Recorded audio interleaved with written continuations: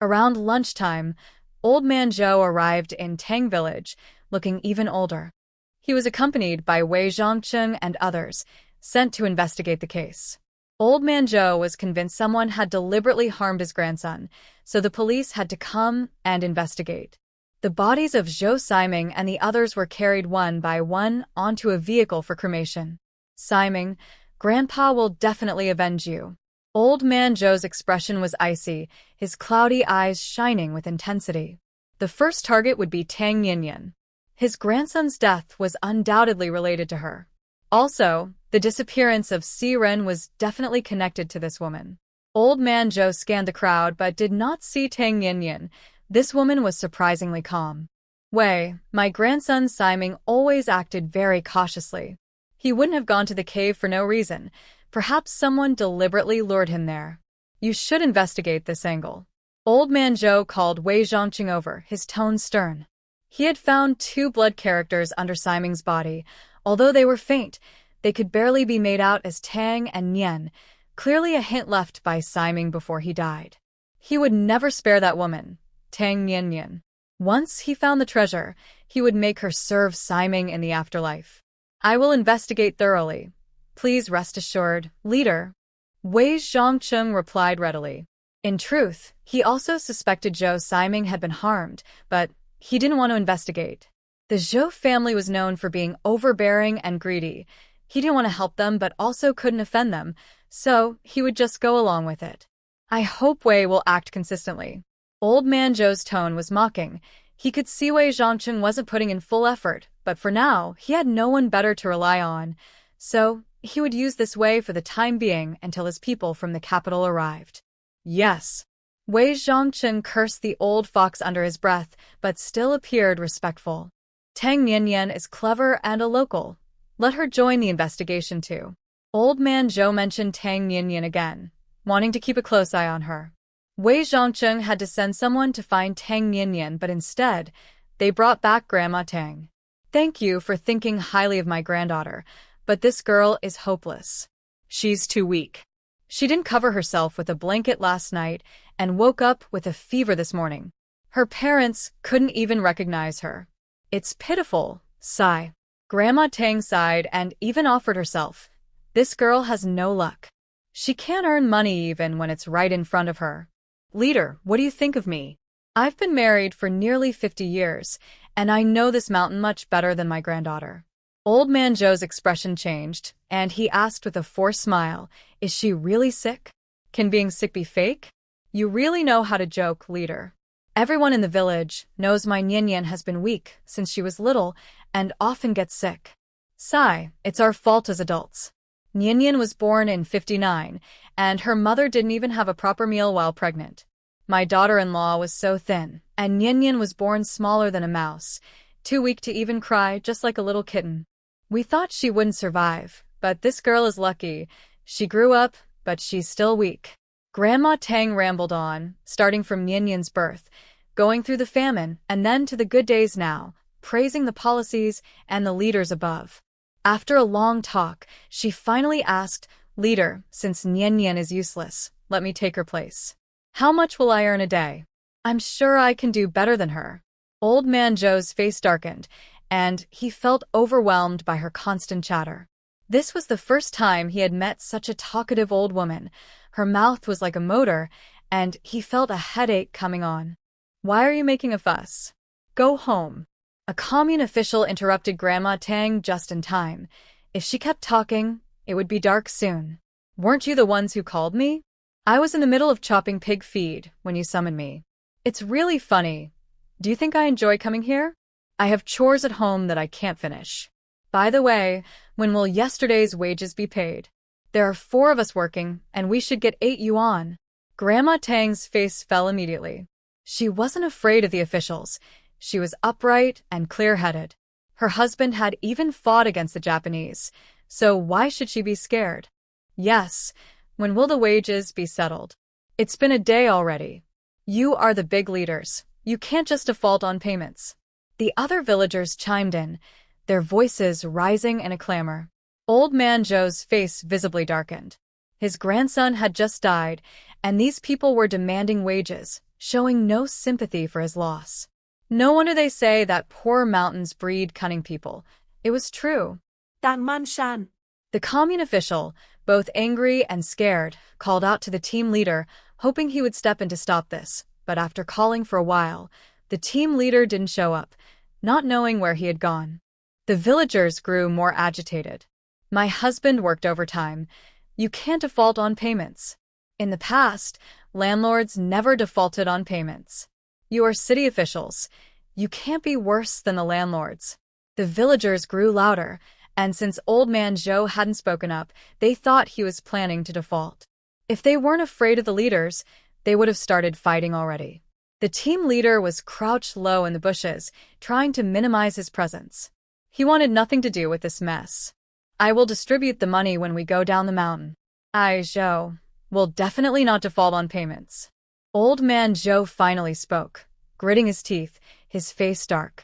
He remembered these cunning villagers and planned to find a way to punish them once he found the treasure. The team leader emerged, adjusting his belt with a forced smile. Where have you been? We've been calling for ages. The commune official said irritably. I had an upset stomach. What do you need me for, leader? The team leader asked, smiling. The commune official took a step back, clearly disgusted, as he could smell the odor from afar. Go count how many people worked yesterday and settle their wages today. Old Man Zhou said coldly. I'll go right now. The team leader eagerly agreed and hurried down the mountain. The villagers also dispersed. When Grandma Tang returned home, she saw Tang Nianyan sitting in the yard eating breakfast. She pulled her inside and, after closing the door, whispered, You need to stay home for the next few days. That old man from the city has his eyes on you. I'll tell everyone you are sick and can't get up. Okay. Tang Nianyan obediently agreed. She was good at pretending to be sick. Grandma Tang hesitated but still asked, Tell me the truth, the cave-in isn't related to you, right? Grandma, if I had that kind of power, I would have leveled the whole mountain. Grandpa said there's gold all over the mountain. Tang Nianyan denied it and even joked. Don't listen to your grandpa's nonsense. There's no gold down there. Just stay inside. Grandma Tang felt relieved. It was good that her granddaughter wasn't involved. She must have been out of her mind to think that such a big cave-in could be caused by this girl. It definitely wasn't her doing. It must have been lightning. Those people had met their fate. Grandma Tang went out, and Tang Nianyan's smile faded, her eyes turning cold. Old Man Zhou definitely suspected her, but it didn't matter. Without evidence, he couldn't do anything to her. She needed to find a way to slowly deal with this old man. She couldn't die in Zhucheng. She needed to return to the capital first, so it wouldn't lead back to her.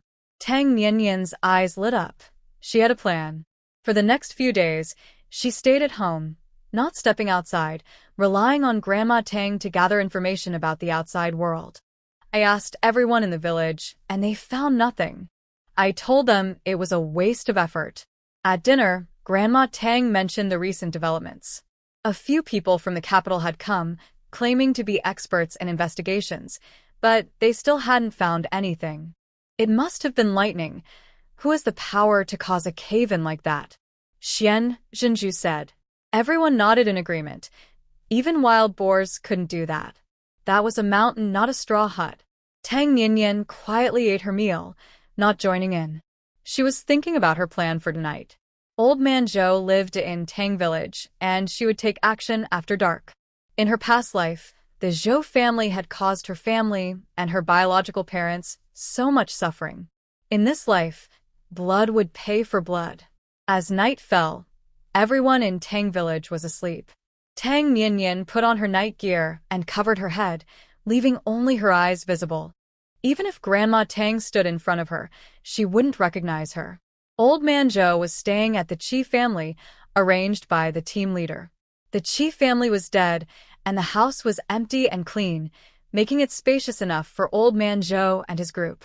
Old Man Zhou had a single room, the one previously occupied by Qi Guohua, which was the best room in the house. The room was dark, and everyone was asleep. Tang Nianyan was cautious.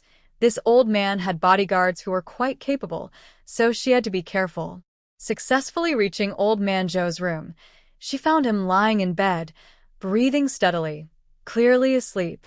She found a teacup with a little water in it and poured in a small packet of black powder, stirring it well. Who? The old man Joe suddenly spoke up from the bed, opened his eyes, and pulled out a gun from under his pillow. Tang Nian Nian immediately entered her space. From her space, she could sense what was happening outside. Old man Joe turned on the light, holding the gun, looking alert, but he found nothing. It seemed like it was just his imagination, but he really felt someone was in the room. Boss, what happened? The bodyguards were alerted and rushed over. I thought I saw someone just now, Joe said. His subordinates quickly spread out to check around the house, but found nothing. Go to sleep. It was probably just a mouse. Old man Joe felt relieved. He hadn't been sleeping well lately, so maybe he was mistaken. Once his subordinates left the room, Joe lost his sleepiness. He sat in a chair, lost in thought, and reached for the teacup on the table, bringing it to his lips. After finishing the water, he licked his lips. The taste was a bit bitter, but it could be because his mouth felt bitter from lack of sleep. Old man Joe didn't think much of it. He poured another cup of water, drank it, and then went back to bed. After a long time, he finally fell into a deep sleep. Tang Nian Nian came out of her space and quickly climbed out the window. Indeed, it seemed like fate was on her side. She didn't need to take action herself. The old man drank it himself. She had put powder from a battery in his drink, and now old man Joe's life was on a countdown. Maybe it would last for half a year? Tang Nian Nian remembered reading in the news that this kind of powder could cause blood poisoning, and even advanced medicine in the future would have trouble treating it. Now, it was even less likely to be detected. Moreover, this heavy metal poisoning wouldn't show symptoms quickly, so he should be able to last until he left Tang Village, making it unrelated to her. After returning home, Tang Nian Nian went to bed, and no one noticed she had left. Shanghai Military District. Shen Xiao returned from a mission. This task was quite simple. He didn't exert much effort. Although the reward wasn't high, he didn't mind. Even a mosquito's leg is meat. What's going on? Did that Zhou Siren fly to the sky? Zhou Siming is dead too. It's really strange. Shen Xiao went to report to Ming Jinxing and heard him muttering to himself at the door, causing Shen Zhao's heart to skip a beat. Oh no, he had forgotten about Zhou Siren from the mental hospital. How many days had it been? Shen Xiao nervously calculated the time. It seemed like it had been about 10 days. He hoped he was still alive. But how did Zhou Siming die? Wasn't he working at the museum? He usually appeared indifferent and uninterested in everything. How did he get involved in this mess? Shen Xiao knocked on the door. Report. Come in. Shen Xiao pushed the door open. When Ming Jinxing saw him, he smiled broadly, personally made tea, and asked about his well-being. Come over for dinner tonight. Your aunt misses you and wants to make you borscht. I can't. Ming Hui is at home. Shen Xiao declined. Ming Hui was Ming Jinxing's daughter, 19 years old, a singer in the military art troupe, and always clung to him. Aunt Ming treated him very well, often cooking delicious food and giving him warmth. But ever since he got together with Nian Nian, Shen Xiao suddenly understood many things. Ming Hui was nice to him because she wanted to date him. Aunt Ming was nice to him because she wanted him to be her son-in-law. They both had their motives. Although he appreciated Aunt Ming's kindness, he didn't feel obligated to return it. He only liked Nian Nian and didn't want to look at other women.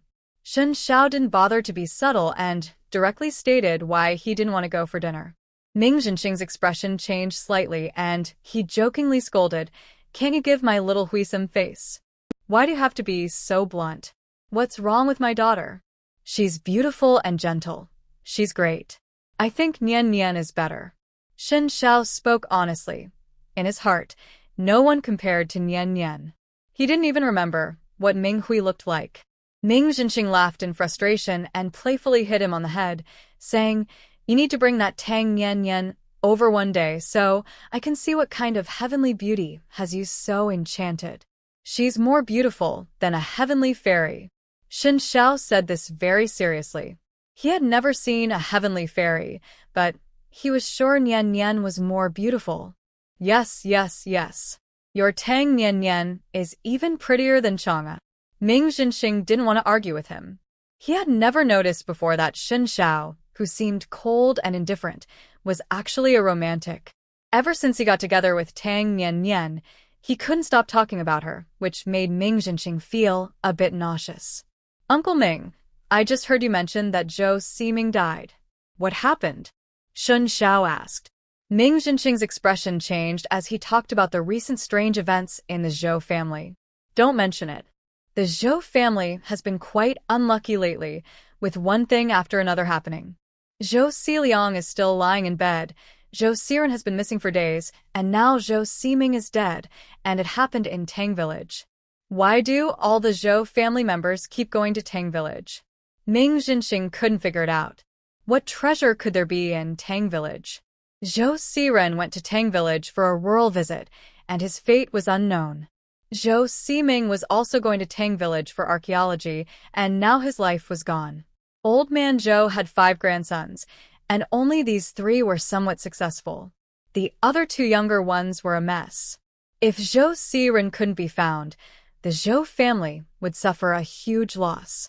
Not to mention a disaster for the family, it would be a significant blow. Shen Zhao's expression darkened.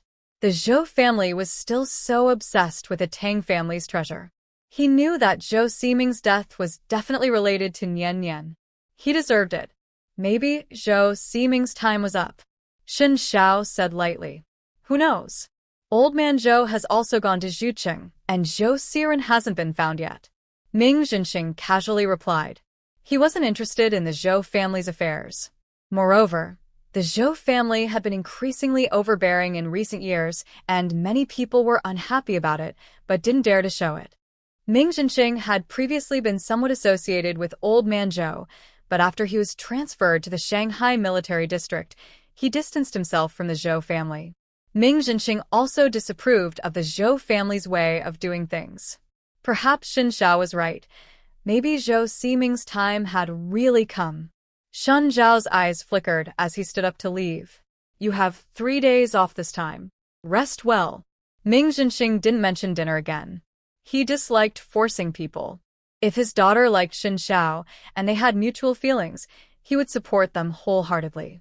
But since Shen Xiao was already in a relationship, there was no need to bring it up. His daughter, with her good family background and looks, didn't need to lower herself to please a man. Even if that man was someone he considered like a son, Shen Xiao wasn't worth his daughter's affection. I'm leaving. Shen Xiao left the office. As night fell, he drove away from the military district and arrived near the mental hospital in the middle of the night. He parked the car and hurried over. The mental hospital was as quiet as ever, with only a few dim streetlights casting weak light. Shen Xiao skillfully passed through the electric fence and directly reached the iron door on the 3rd floor. Tiger covers the earth. Pagoda suppresses the river monster. The organization sent me to pick up an important witness. Shen Xiao skillfully responded to the password and even took out a milk candy from his bag. Nian had told him that these 2 guards loved milk candy. Please rest assured, we have protected the witness very well, and he hasn't suffered at all. On the 3rd floor, Xiaoer's eyes sparkled, and her thin face radiated a pure light. Only those who are needed and trusted can have such a vibrant spirit. You are the best comrade. Shen Xiao praised her generously. He felt that dealing with a mentally ill person was much easier. There was no pressure in communication. Xiaoer's eyes shone even brighter, her spirit so full she could rival a superhero. Shen Xiao opened the iron door and, under Xiaoer's guidance, successfully reached the secret base. He pushed open the door and pulled aside a heavy canvas. A faint light shone through, and Xiaoer mysteriously waved for Shen Xiao to come in. As Shen Xiao entered, a complex smell of decay, blood, and mildew hit him. He held his breath and stepped into this secret base, where he saw Zhou Xiren, who looked nothing like a human. Zhou Xiren was tightly bound to a chair, a far cry from the person he was 10 days ago. It was no exaggeration to say that even a ghost looked better than him. Now, Zhou Xiren had none of the Zhou family's 3rd son's arrogance. His appearance and expression had changed completely. Upon seeing Xin Shao, Zhou Siren showed no reaction, instinctively turning his head away and shrinking his neck in fear of being hit. Ah, ah, ah. Zhou Siren's eyes were filled with terror as he made muffled sounds. Report, he is very disobedient, so we gave him a little punishment. Xiaoer explained a reason for Zhou Siren's injuries with precise wording. Xin Shao noticed the fresh and old wounds on Zhou Siren, most of which were whip marks, candle burns, and bite wounds. It seemed that Zhou Siren had a very eventful 10 days. Be as cold as ice with enemies. Well done. Xin Shao praised him heartily, as long as Zhou Siren was still breathing. Xiaoer stood proudly, her chest out, her eyes shining brighter than diamonds. There was a noise from the rooftop, and someone came down. It was fourth floor Xiaoer. Xiaoer, you came to see me? As soon as he landed, fourth floor Xiaoer asked eagerly, looking at Xin Shao. The organization rewards you. You did very well. Xin Shao took out all the milk candies from his bag, over 2 pounds, and handed them to the 2 Xiaoers. He untied Zhou Siren's ropes. The organization sent me to pick up the witness. Thank you for the organization's trust. I vow to serve whenever needed. Third floor Xiaoer stood at attention, her expression very determined. Victory. Xin Shao also stood straight and saluted. Victory. The 2 Xiaoers were even more excited, tears in their eyes, watching Xin Shao leave, forgetting to eat the candies. Xin Shao carried Zhou Siren and left quickly. When he reached downstairs, he looked back and saw 4 shining eyes in the darkness. The 2 Xiaoers were still watching him. He waved and climbed over the wall. These 2 Xiaoers had good execution skills, better than ordinary people. He would find a way to get them out to help Nian Nian. Xin Shao took Zhou Siren to the outskirts of Zhucheng. It was 2 in the morning, and the road was deserted, with not a single shadow. He threw Zhou Siren onto the road. Ah, ah, ah. Zhou Siren rolled a few times on the road, fearfully hugging his head and curling into a ball, trembling all over. Xin Shao walked in front of him, looking down at him. Zhou Siren kept hugging his head, emitting a foul smell. His wounds had not been treated in time and were already festering. After observing Zhou Siren for a while, Xin Shao got into his car and drove away. He wasn't worried about Zhou Siren pretending to be mad. In fact, he hoped he was. A once prominent figure suddenly reduced to a wreck. Only the sober Zhou Siren would feel immense pain from such a drastic fall. Going mad would spare Zhou Siren from facing his terrible situation, which was a pity for him. As the car drove away, gradually getting farther, Zhou Siren remained curled up, too scared to let go. After a long time, he slowly relaxed his body, looking around. The unfamiliar environment made him even more afraid, and he curled up again, shaking violently. At that moment, he had completely lost the pride of the Zhou family and was just a confused wreck. Xin Shao returned to the military district, went back to his dorm to sleep, and no one knew he had been to Zhucheng. When morning came, he got up and washed up, encountering many people along the way. After getting ready, Xin Shao went out, telling everyone he was going back to Zhucheng to see his girlfriend. It was 2 days later when old Master Zhou received news about his grandson, Zhou Siren. He was still staying in Tang Village when the Zhucheng police called the village committee to inform him they had found Zhou Siren. I'm heading into the city now. Old Master Zhou, having held back his feelings for several days, suddenly felt better. Overexcited, he overlooked the hesitant tone of the police chief on the other end of the line. Sir, please prepare yourself. Comrade Zhou Siren's condition is not good. Police Chief Guan gave a warning in advance to prevent old Master Zhou from seeing his miserable grandson and suffering a heart attack. What happened to Siren? Tell me the truth. I can handle it. Old Master Zhou's heart sank, joy disappearing. Could it be that Siren was injured? Sir, Comrade Zhou Siren. He was sent here from the outskirts as a homeless person. His condition is very bad, and he is currently in the hospital for treatment. I don't know the specifics. Police Chief Guan left some details unsaid, not wanting to face old Master Zhou's anger. Which hospital? I'm going there now. People's Hospital. I'm already at the hospital. Click. The call ended, and listening to the beeping on the line, Police Chief Guan sighed, feeling distressed. The Zhou family seemed to have stirred up trouble. How could their grandsons keep getting into trouble? Out of 5 grandsons, 3 were now useless, leaving only 2 flawed ones. People used to say the Zhou family was thriving with 5 grandsons. What a blessing. But they fell apart quickly. In just 3 months, 3 were lost. Sigh. Police Chief Guan shook his head, feeling a bit sorry for old Master Zhou. His son was useless, and 3 of his slightly capable grandsons were either dead or useless, leaving no one to carry on. Zhou Siren was still in the emergency room, and Police Chief Guan sat in the corridor with Wei Zhongcheng, waiting. Do you think Zhou Siren offended someone? Police Chief Guan asked quietly. I don't know. The Zhou family has offended countless people. Wei Zhongcheng lazily leaned back in his chair, closing his eyes and not wanting to say another word.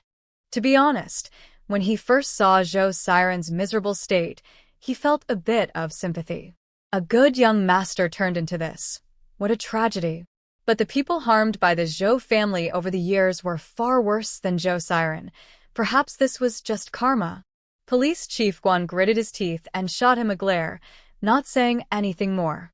In truth, both he and Wei Zhongqing knew very well that whether it was Zhou Siming's death or Zhou Siren's madness, it was definitely related to Tang Nian. But everything needed evidence. Without proof, they couldn't convict anyone. Police Chief Guan was very curious about what kind of deep-seated grudge existed between Tang Nian and the Zhou family. The rescue was over, and the doctor came out of the emergency room. Director Guan hurried over and anxiously asked, Doctor, how is the patient? Not good.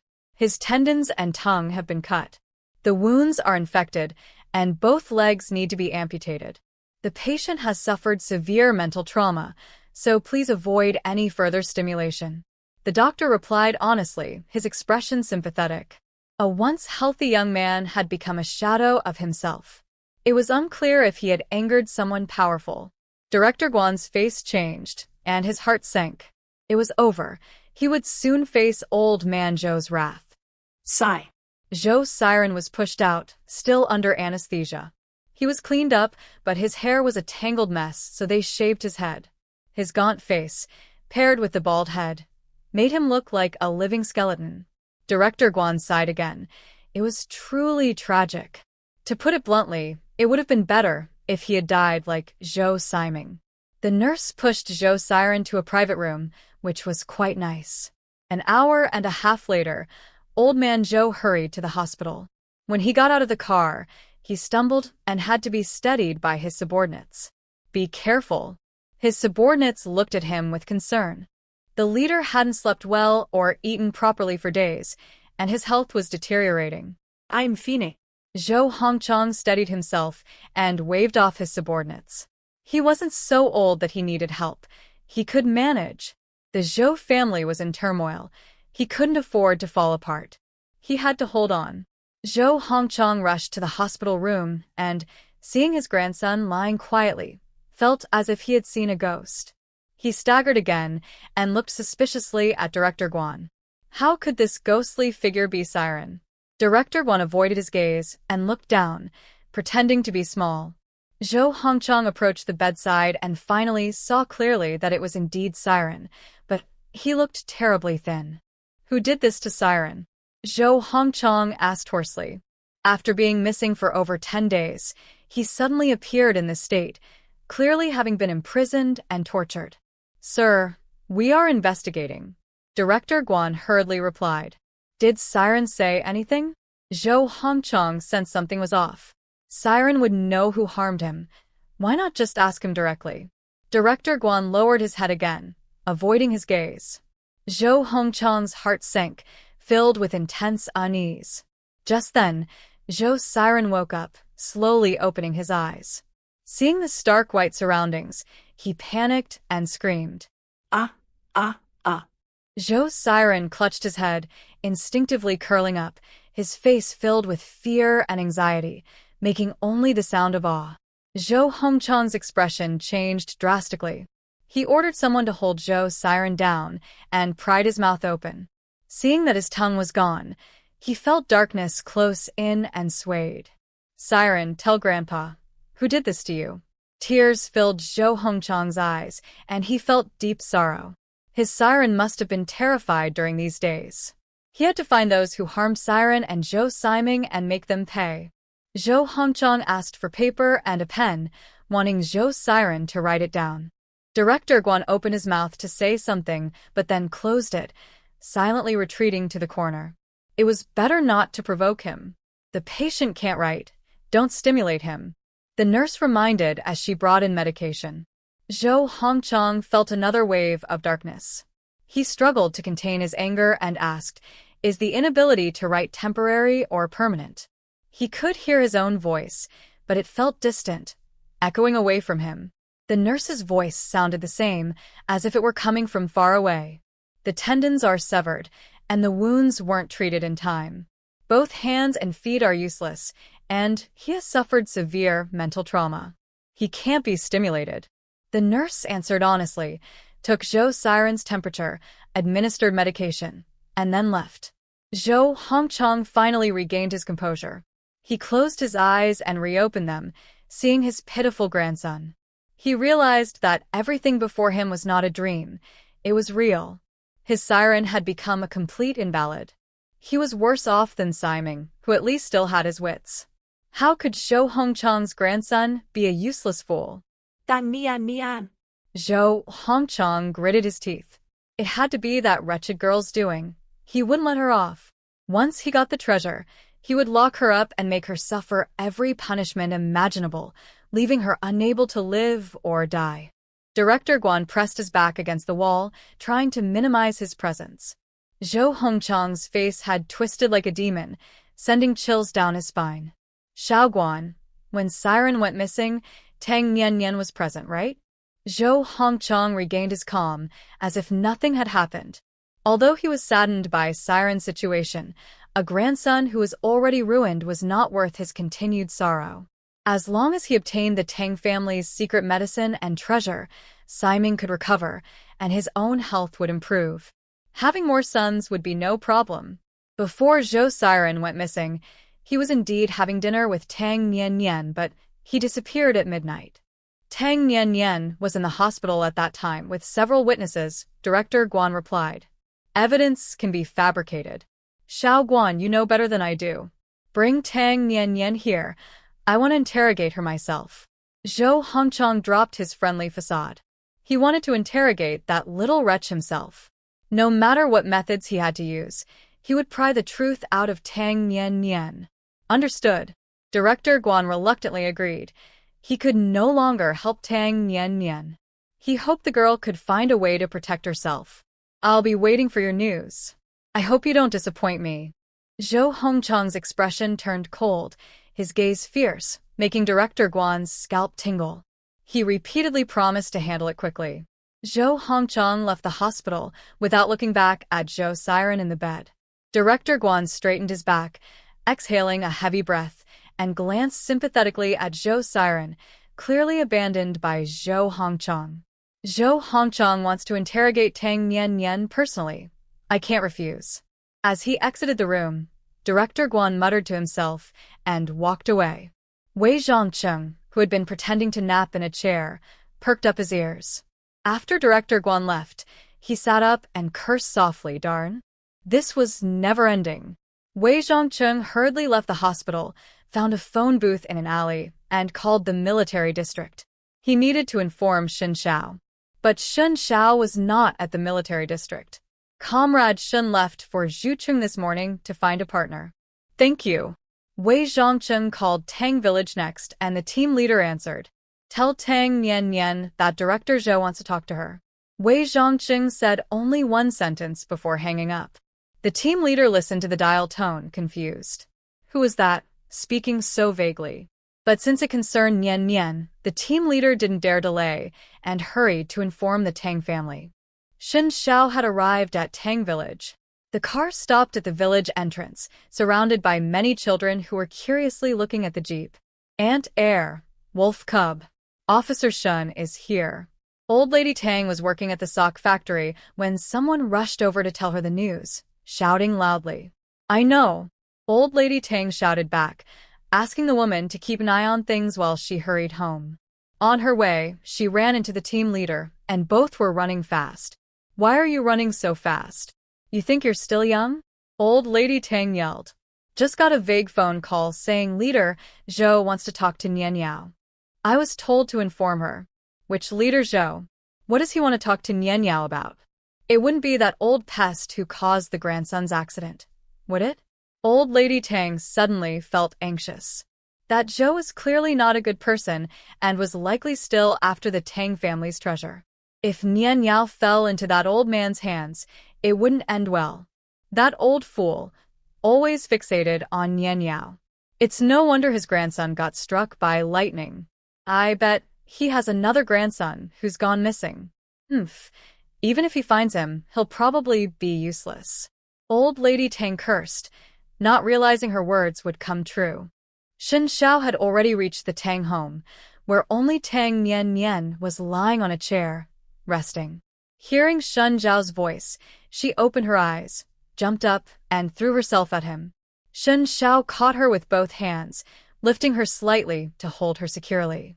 Tang Nian wrapped her arms around his neck, happily asking, how many days off this time? 3 days. Zhou Sir has already given the time off. Shen Xiao whispered in her ear, his warm breath making her ears tingle. Tang Nian giggled, and the couple enjoyed their moment in the yard, oblivious to the world around them. At that time, the villagers were either working or at their jobs, so no one was around to see them. Old Lady Tang and the team leader rushed into the yard one after the other. Oh my! Old Lady Tang's face turned red with embarrassment.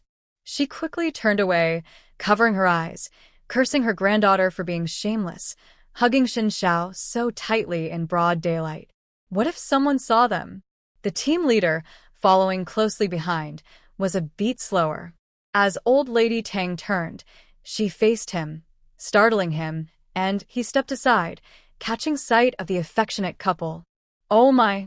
The team leader was so embarrassed he almost stumbled, quickly turning away like Old Lady Tang. Tang Nian jumped down from Shen Zhao's embrace and exclaimed, Grandma, third uncle, why are you here instead of at work? Get down quickly. You're a girl. Don't you have any shame? Old Lady Tang half covered her eyes, slowly turning around. When she saw the two had separated, she relaxed her grip and scolded them.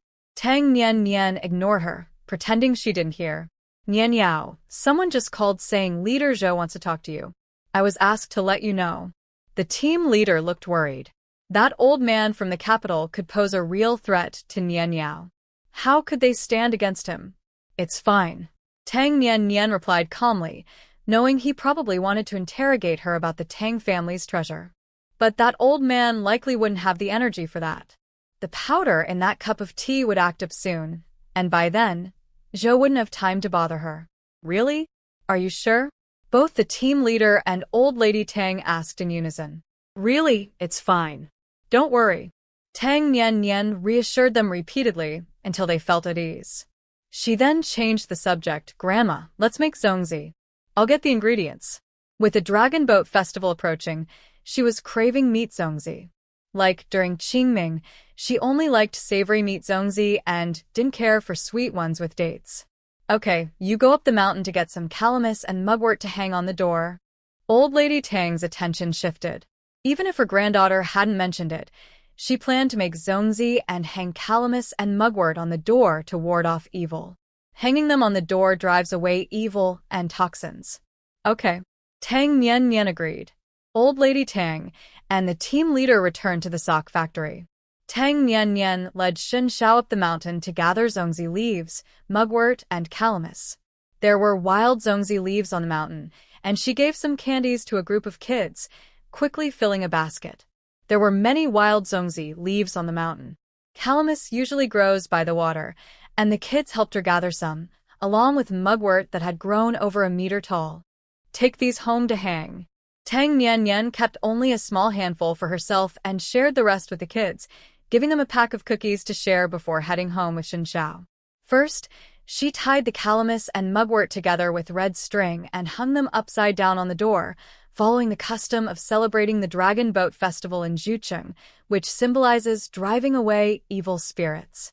Then she took out a large piece of fatty pork from her storage space, cut it into 1-inch cubes, marinated it in soy sauce in a big bowl, and soaked a large bowl of glutinous rice, all taken from her space. Xin Xiao was assigned to work in her space, as the mature crops still needed harvesting, and the empty land had to be replanted. Moreover, Tang Nian discovered another benefit of her space. The harvested rice and wheat stalks, when thrown on the ground, would automatically lose moisture, so there was no need to gather firewood. The straw in the space was endless. The leftover ash from burning the straw made the best natural organic fertilizer, better than chemical fertilizers. By the time Old Lady Tang and Su Jinfeng returned home from work, Tang Nian had everything ready. The zongzi leaves were washed, the glutinous rice soaked, and the meat marinated, just waiting to be wrapped and cooked. The family worked together and quickly wrapped hundreds of meat zongzi, along with about 100 sweet and bean zongzi. To distinguish them, meat zongzi were tied with red string, sweet date zongzi with colorful string, and bean zongzi with white string. Old Lady Tang boiled a large pot, and the fragrant aroma of the zongzi wafted out, reaching the noses of villagers eating outside. Whose family is making zongzi so early? Must be Aunt Air's house. It smells so good. I'll get some meat to make zongzi tomorrow. I want to make some too. This year, I'll make more meat zongzi to give away. The villagers' tone had changed completely from a month ago. They sounded much more relaxed and no longer envied the Tang family for eating meat every day since they could afford it now. Boiling zongzi took several hours, so Tang Nian told Old Lady Tang and the others to go to bed while she and Xin Xiao kept watch. Little Tang Jujin was dying to eat zongzi and had intentionally eaten less rice for dinner. At 9:30, they were finally done cooking. Tang Nian took out a few meat zongzi, rinsed them in cold water, peeled off the leaves, revealing the brown zongzi, with the oil from the pork mixing with the soy sauce, soaking into the glutinous rice. The sticky rice combined the fragrance of the bamboo leaves and the savory taste of the meat, delicious and not greasy at all, melting in the mouth. Tang Nian first gave some to Xin Xiao, then took one for Jiujin, and peeled one for herself as well. It's really good. Jiujin eagerly took a bite, burned her mouth, puffed her cheeks and blew on it, eating while blowing. After finishing two, she wanted a third, but was stopped by Tang Nian. Eat it tomorrow. It's time for bed. Sticky rice can cause indigestion, so kids shouldn't eat too much. Okay. Tang Jiujin reluctantly glanced at the zongzi, but didn't dare to disobey her sister, and went to wash up. After washing, the little girl ran over, held up her hand, and seriously asked, "Sister, can I eat 5 tomorrow?" "Sure." Tang Nian agreed. Since the girl had been active all day, eating 5 wouldn't be a problem. "I'm going to sleep now." Jiujin was overjoyed and skipped back to her room. Tang Nian smiled. Jiujin's happiness was simple and pure. As long as there was good food, the little girl was happy. Xin Xiao ate 4 meat zongzi and 2 sweet ones, then took the basket to the captain's house to sleep. The basket contained 10 meat zongzi, 5 sweet ones, and 5 bean zongzi, still warm, meant for the captain's family. Nothing happened with Zhou Hongchang. "I put something in his tea. Something should happen tomorrow." Tang Nian walked him to the gate, not hiding what she had done. "Something will definitely happen tomorrow." Xin Xiao spoke firmly. Even if the drug didn't take effect, he would make sure Old Man Zhou reacted tomorrow. Tang Nian understood his meaning and couldn't help but laugh. She stood on her tiptoes and hugged him. "Go to sleep. Give me a kiss." Xin Xiao wasn't willing to leave just like that. He held her close and kissed her. They kissed passionately, reluctant to part, making the moon hide in embarrassment. After several minutes, they finally separated, and Xin Xiao left contentedly. Tang Nian also went back to her room to sleep. However, Zhou Hongchang in Jucheng wasn't so peaceful. After leaving the hospital, he returned to the guest house, feeling extremely tired and often dizzy with a heavy chest. He thought it was just exhaustion from worrying about his 2 grandsons, but now everything seemed to settle down. Although the news was bad, he felt a bit relieved, and his nerves relaxed, showing signs of fatigue. His subordinates advised him to rest, and he complied. But once he slept, he went from noon until dinner, without waking up. At first, his subordinates thought he was just very tired and didn't disturb him. However, when night fell and he still hadn't woken up, they realized something was wrong. Sure enough, Zhou Hongchang lay on the bed with a pale face, showing signs of cyanosis, and had fallen into a coma. His subordinates rushed him to the hospital and called in the best doctors in Zhucheng for an emergency consultation. That night, the Zhucheng People's Hospital was brightly lit. The director and several experts hadn't closed their eyes, and some important leaders from Zhucheng also rushed over. But until dawn, Zhou Hongchang still hadn't regained consciousness. What exactly happened? You must find a way to wake the old leader up. The top leader in Zhucheng was furious. If something happened to the old leader in Zhucheng, how would he explain it to the higher-ups? Leader, we are not capable enough. We should send the old leader to the capital to avoid delaying treatment, the director suggested courageously. He didn't want to handle this hot potato. If they cured him, it would be a stroke of luck. If not, the director's position would be at risk. Better to pass this problem to the capital. Several experts agreed. They didn't want to take on this troublesome case either. Zhou Hongchang looked like he had been poisoned, and they didn't dare to get involved, fearing for their own lives. The top leader was still hesitating when the director gave him a knowing look, and they stepped aside to talk. The old leader seems poisoned. Think about it, who would dare to poison him? The director said sincerely. The top leader's expression changed dramatically, and he whispered, "Are you sure?" "I have about 70 to 80% certainty." Actually, the director was only 50% sure, but he really didn't want to deal with this mess, so he exaggerated the severity. The top leader's face turned grim. He thought deeper than the director. It could very well be a faction struggle. Zhucheng was so far from the capital. He didn't want to get involved. So, he suggested sending Zhou Hongchang to the capital, but he framed it as a concern for the leader. The medical level in Zhucheng is limited, and it might delay the old leader's condition. The old leader is a pillar. We can't let anything happen to him. I wish I could take his place and be sick instead. The top leader shed tears, genuinely emotional, moving several subordinates who felt he was loyal and a good comrade. They also worried that staying in Zhucheng would delay Zhou Hongchang's treatment, so they agreed to send him back to the capital and even arranged for the military district to send a helicopter directly. Thus, the unconscious Zhou Hongchang was forcibly sent back to the capital.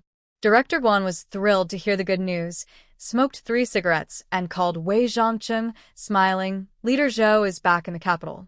Let's put Tang Nian aside for now. You go investigate other cases." Why did he suddenly return? Wei Zhongcheng found it strange.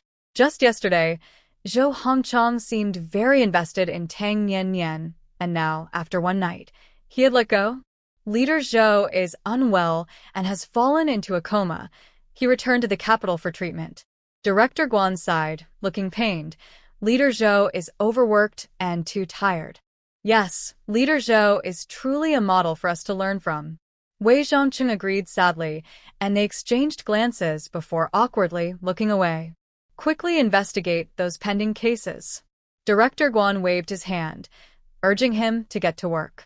After returning to his office, Wei Zhongcheng wrote out, claiming he was going to investigate, but in reality, he was making phone calls. He didn't call within the police department, fearing there were spies, so he found a phone booth. It was the captain who answered. Upon hearing he was looking for Shen Xiao, he asked him to call back in 5 minutes. Shen Xiao went to the Tang family early in the morning. The captain jogged to find him, this time learning from past mistakes. He stomped heavily as he entered the courtyard and shouted, "Nian girl, tell Xiao Shen to answer the phone." Coming. Shen Xiao came out. The captain deliberately glanced at Tang Nian behind him. Her clothes were neat, and her hair was tidy, indicating that nothing inappropriate had happened between them. "Third uncle, have some zongzi." Tang Nian handed the captain a meat zongzi, which had been cooked in the morning and was still warm. The captain didn't hold back and peeled it to eat. Xin Xiao went to the village committee office to take the call. He returned shortly and told Tang Nian, Zhou Hongchang is in a coma and has already gone back to the capital. Tang Nian sneered, mocking, the Zhou family can't last until the end of the year. Zhou Hongchang could last at most another 6 months. His 2 sons were useless. Once this old man fell, the Zhou family's luck would run out. I'm going to Shanghai with you this time. Tang Nian whispered good news in Xin Zhao's ear. It was June and it was time to visit Shanghai. I'll ask Uncle Ming for leave. Xin Zhao's eyes lit up. He couldn't wait to introduce Nian to his uncle and Uncle Ming. He wanted everyone in the military district to know how excellent Nian was. Let's go tomorrow. Tang Nian set the date. She would inform Grandma Tang and the others tonight and leave in the morning. The troubles with the Zhou family were temporarily resolved. Lu Jinglan and Qi Guohua were dead, and now it was time to deal with the Shun and Fu families. These 2 families were far away in the capital, so she would wait for them to make a move while she and Xin Xiao gathered strength. In the afternoon, a call came in for Tang Nian from Director Qian. Xiao Tang, there's a job here. Can you help? Just tell me directly. Tang Nian was impatient with small talk and wanted Director Qian to get to the point. If she could help, she would. If not, she would refuse. Here's the thing. The Shanghai turbine factory has an imported piece of equipment that broke down. The foreign engineers won't be able to fix it quickly. At least a month. The production task is urgent, and we can't afford to delay. I happened to be in Shanghai yesterday and found out about this. If you can help fix it, the turbine factory will definitely help you with your household registration and arrange a job. Although Director Qian had his own interests, he genuinely wanted to help Tang Nian. Zhucheng was just a small county with limited development space. Shanghai offered broader opportunities. If Tang Nian could establish herself at the turbine factory, she wouldn't have to worry when she returned to Shanghai next year. I need to see what the problem is with the equipment. I can't say for sure right now. Tang Nian didn't make any promises. Why not take a trip to Shanghai? I'll go with you, Director Qian suggested. I'm going to Shanghai tomorrow anyway. I can check it out. Tang Nian agreed, as it would be good to establish connections with a big factory in Shanghai. Director Qian happily hung up and called the turbine factory, waiting a long time for the line to connect. Minister Niu, Comrade Tang Nian, has agreed to take a look. She said she needs to see the equipment first. I'm not exaggerating. There's no one in the country as capable as Comrade Tang Nian. If she can't fix it, you'll really have to wait for the foreign engineers. Director Qian praised Tang Nian highly, but Minister Niu on the other end was skeptical. Minister Niu was the production head at the Shanghai turbine factory, which had thousands of employees and was quite large. He had seen a lot and wouldn't be easily impressed by Director Qian's flattery. However, the factory was indeed facing difficulties. It was uncertain whether the foreign engineers could arrive in a month, and even if they did, production would still be delayed. With the current industrial situation, production tasks were tight, and any delay could be critical, especially since this batch was related to a national secret project and the factory director had made a military pledge. They had already delayed for 2 days, and further delays would mean they couldn't deliver on time. Facing criticism was minor, but affecting the project timeline was serious. How old is this Comrade Tang Nian? Which school did she graduate from? Minister Niu asked. Director Qian hesitated before answering, 17, but Minister Niu, listen to me. Heroes aren't defined by their background or age. Comrade Tang Nian is truly capable. I, Qian Yuan, guarantee with my life that she won't let you down. Which school did she graduate from? What was her major? Minister Niu's tone was not pleasant. He thought Director Qian was joking.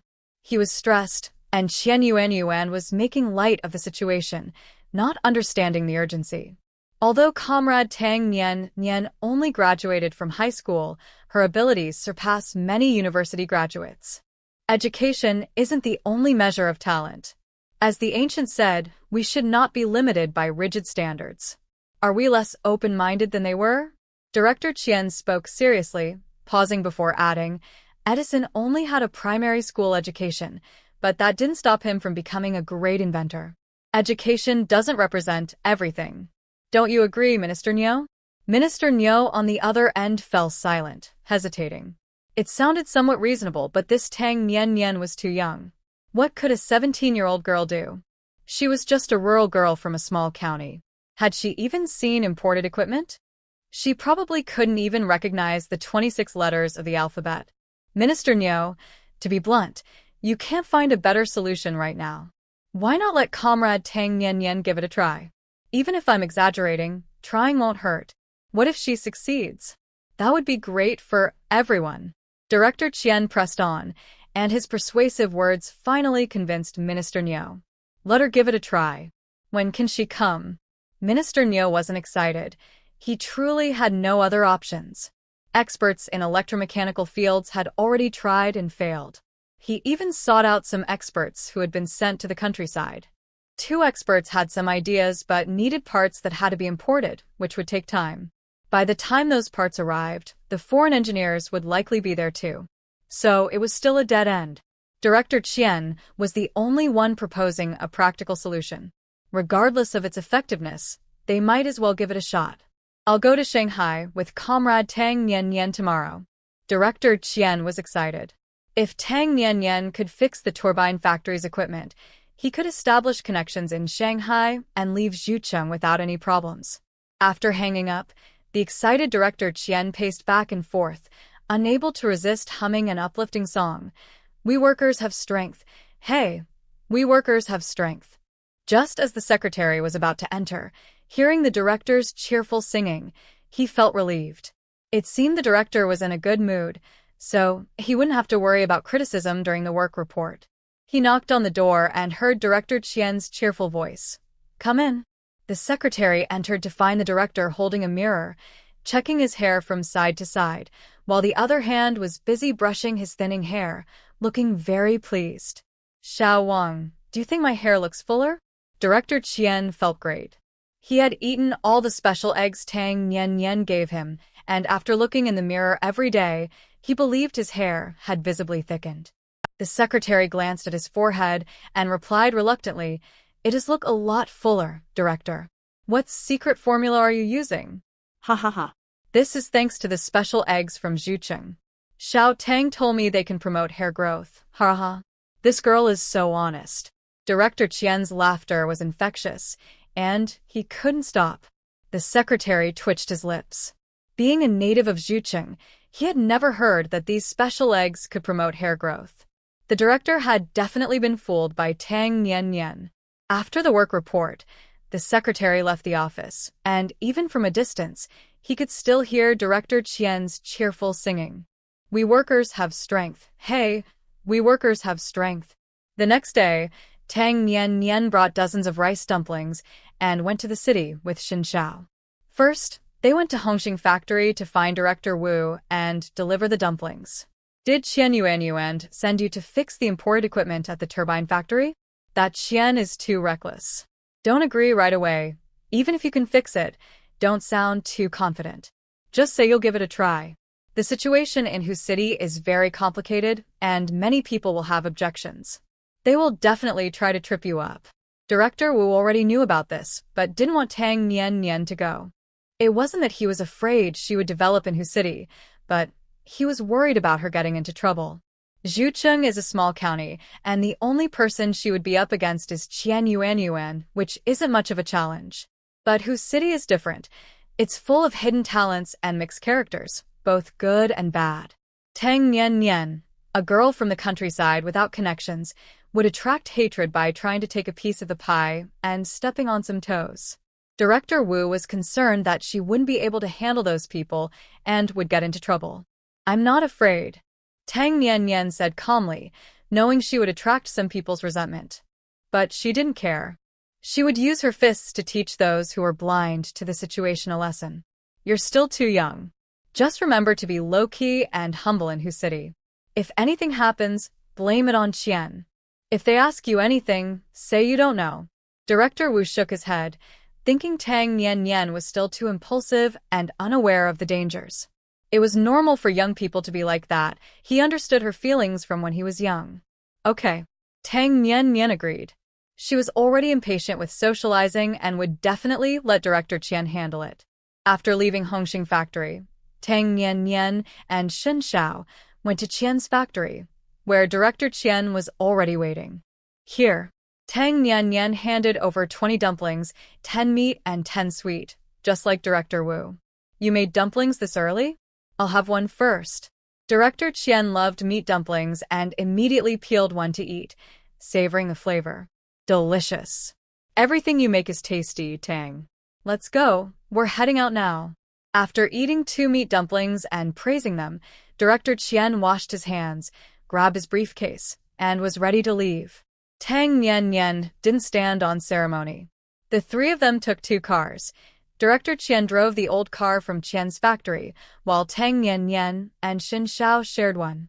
She introduced Shen Xiao. This is my boyfriend, Shen Xiao. Hello. I'm Qian Yuan. Director Qian extended his hand with a big smile. He noticed that Shen Xiao was not an ordinary person. Regular officers didn't have the privilege of a car. And with Tang Nian's abilities, an ordinary man wouldn't catch her eye. Hello. Shen Xiao nodded. From Zhucheng to Hu City, it would take 3 to 4 hours by highway, but without it, the poor road conditions meant it would take 5 to 6 hours, and it was very bumpy. At 2:30 p.m., they finally arrived in Hu City. Tang Nian eagerly jumped out of the car. She didn't get car sick, but her backside couldn't take it. It felt like her bones were falling apart. I'll go talk to the guard. Director Qian, holding his lower back, jogged over to the reception room. Comrade, can I have a smoke? I'm Qian Yuan, the director of Qian's factory in Zhucheng, and I have an appointment with Minister Niu. Director Qian pulled out a cigarette and handed it through the small window with a big smile. Even the servants at the Prime Minister's door have a higher status than a 9th-rank official. He was somewhat respected in Zhucheng, but in Hu City, he was nothing. The guards at a big factory, like the turbine factory, didn't treat him well. I'll make a call. Thanks to the cigarette, the guard was somewhat polite and called the office. Director Qian stood at the door, waiting patiently. The call took about 10 minutes. Minister Niu wasn't in the office. He had gone to the workshop, so they had to find him there. Finally, they found him, and Minister Niu told the guard to let them through. They could go directly to the production department office. Go ahead to Minister Niu's office. Just walk straight, turn left, and the gray 4-story building is the office building. Minister Niu is on the 1st floor. There's a sign at the door. The guard was much friendlier now and even pointed the way. Thank you, comrade. Director Qian jogged back, holding his back, drove into the factory, parked, and quickly found Minister Niu's office. Minister Niu, Director Qian. The two greeted each other warmly, shaking hands for a long time. Minister Niu was around 50, of medium height, with a buzz cut, standing straight, and had sharp eyes, indicating he was a decisive person. However, he walked with a slight limp. Upon closer inspection, his left leg was slightly shorter than his right, likely due to an injury. This is Comrade Tang Nian, and this is her boyfriend, Comrade Shen Xiao. Director Qian introduced them one by one. Minister Niu saw Shen Xiao in military uniform and recognized his familiar aura, which made him much friendlier. He asked, "Which military district are you from?" "From Mingzhenshing's." Shen Xiao could tell that Minister Niu had been in the army. The soldier's aura remained even after many years away from the military. Ah, a soldier from Old Ming's. Haha, young man, your name is Shen Xiao. Minister Niu's expression softened even more, and his gaze toward Tang Nian became gentler. He suddenly seemed to remember something, looking at Shen Xiao with surprise, and asked, "Are you the precious one Old Ming talks about all the time?" "I wouldn't say precious, but Uncle Ming has taken good care of me." Shen Xiao replied honestly, feeling grateful to Ming Zhenxing. To him, the Shen family was not a home, but a cold prison filled with wolves and tigers. Every day, he spent there felt like walking on thin ice. He couldn't sleep soundly and worried about poison in his food. It was only after coming to Ming Zhenxing that he truly felt at ease and experienced the warmth of a mentor. In his heart, Ming Zhenxing held a higher status than his own father. "Good job, young man. Please have a seat." Minister Niu patted Shen Zhao's shoulder several times. His previously stern face suddenly brightened, and he personally made 3 cups of tea, leaving Director Qian astonished. He had met Minister Niu several times, but had never received such treatment before. It seemed Shen Zhao's background was impressive. Tang Nian had been silent, waiting for Minister Niu to speak. Comrade Tang, I heard from Director Qian that you can fix imported equipment? After chatting with Shen Zhao, Minister Niu got straight to the point. I can fix it, but I need to see your factory's equipment first to assess the situation, Tang Nian replied honestly. Shall we go see it now? Minister Niu's impression of her improved even more. He didn't know her skill level yet, but he liked her calm attitude. Sure. Tang Nian stood up and finished her tea in one gulp. Her straightforward style made Minister Niu appreciate her even more. He planned to treat her to a meal, even if she couldn't fix the equipment. After all, she had come all this way, and a meal was necessary to show hospitality. The state-owned factory in Hu City is much larger than the Tianjin factory, and its management is more organized. The workshop is orderly, with every worker busy with their tasks. When Minister Niu entered the workshop with his team, everyone was curious, but didn't crowd around to watch. This shows that Minister Niu, the production head, manages very strictly. This piece of equipment was working fine, but 2 days ago it suddenly malfunctioned, breaking an expensive tool head and damaging the machine. It almost caused an accident. Now, when we try to restart it, it's completely unresponsive, Minister Niu said, pointing at a massive piece of equipment, looking helpless. The broken tool head was also imported and very costly. He was very upset about it. I called in some experts, and they suggested a solution, but it requires replacing parts that can only be shipped from abroad. We're running out of time, and this production task is urgent. It's a race against the clock. Minister Niu used 2 idioms to express the urgency of the production task. Let me take a look. Tang Nian said calmly, as if she had everything under control, which oddly reassured Minister Niu. He even felt that this young, beautiful girl could really fix the machine. To check the equipment's malfunction, she needed to access the program. Minister Niu called over the machine operator to assist Tang Nian. Actually, Tang Nian didn't need help. She could manage on her own, but since she was new, she decided to be polite. The operator carefully powered on the machine. Tang Nian skillfully pressed the buttons on the control panel. This was a Siemens machine considered advanced. Even in decades to come, Siemens would still be one of the most widely used systems in the world. Although Fanuc and Mitsubishi are also common, their products are smaller and less robust. While they work well with small equipment, Siemens is safer for larger machines. After all, European standards prioritize safety, so the stability and safety of Siemens systems are far superior to those of smaller brands. Tang Nian was very familiar with Siemens equipment. She could operate it with her eyes closed. Her fingers moved quickly, almost like playing a piano, becoming a blur. Factory Director Qian and Minister Niu couldn't understand what she was doing, but they could tell she was impressive and not an ordinary person. Minister Niu, I heard you brought in a skilled engineer to fix the equipment. Where are they? A sharp voice interrupted Tang Nian's focus. She glanced at the source of the voice and frowned slightly. It was a man in his 40s, with a sharp face that suggested he was trouble. His name was Su Lifeng, the deputy head of the production department, who had long coveted Minister Niu's position and often clashed with him. Su Lifeng, this is a matter of national importance. Don't make trouble, step aside. Minister Niu said sternly, clearly looking down on Su Lifeng. If it weren't for his powerful uncle, who was a director in the local gang, Su Lifeng wouldn't have made it to deputy head.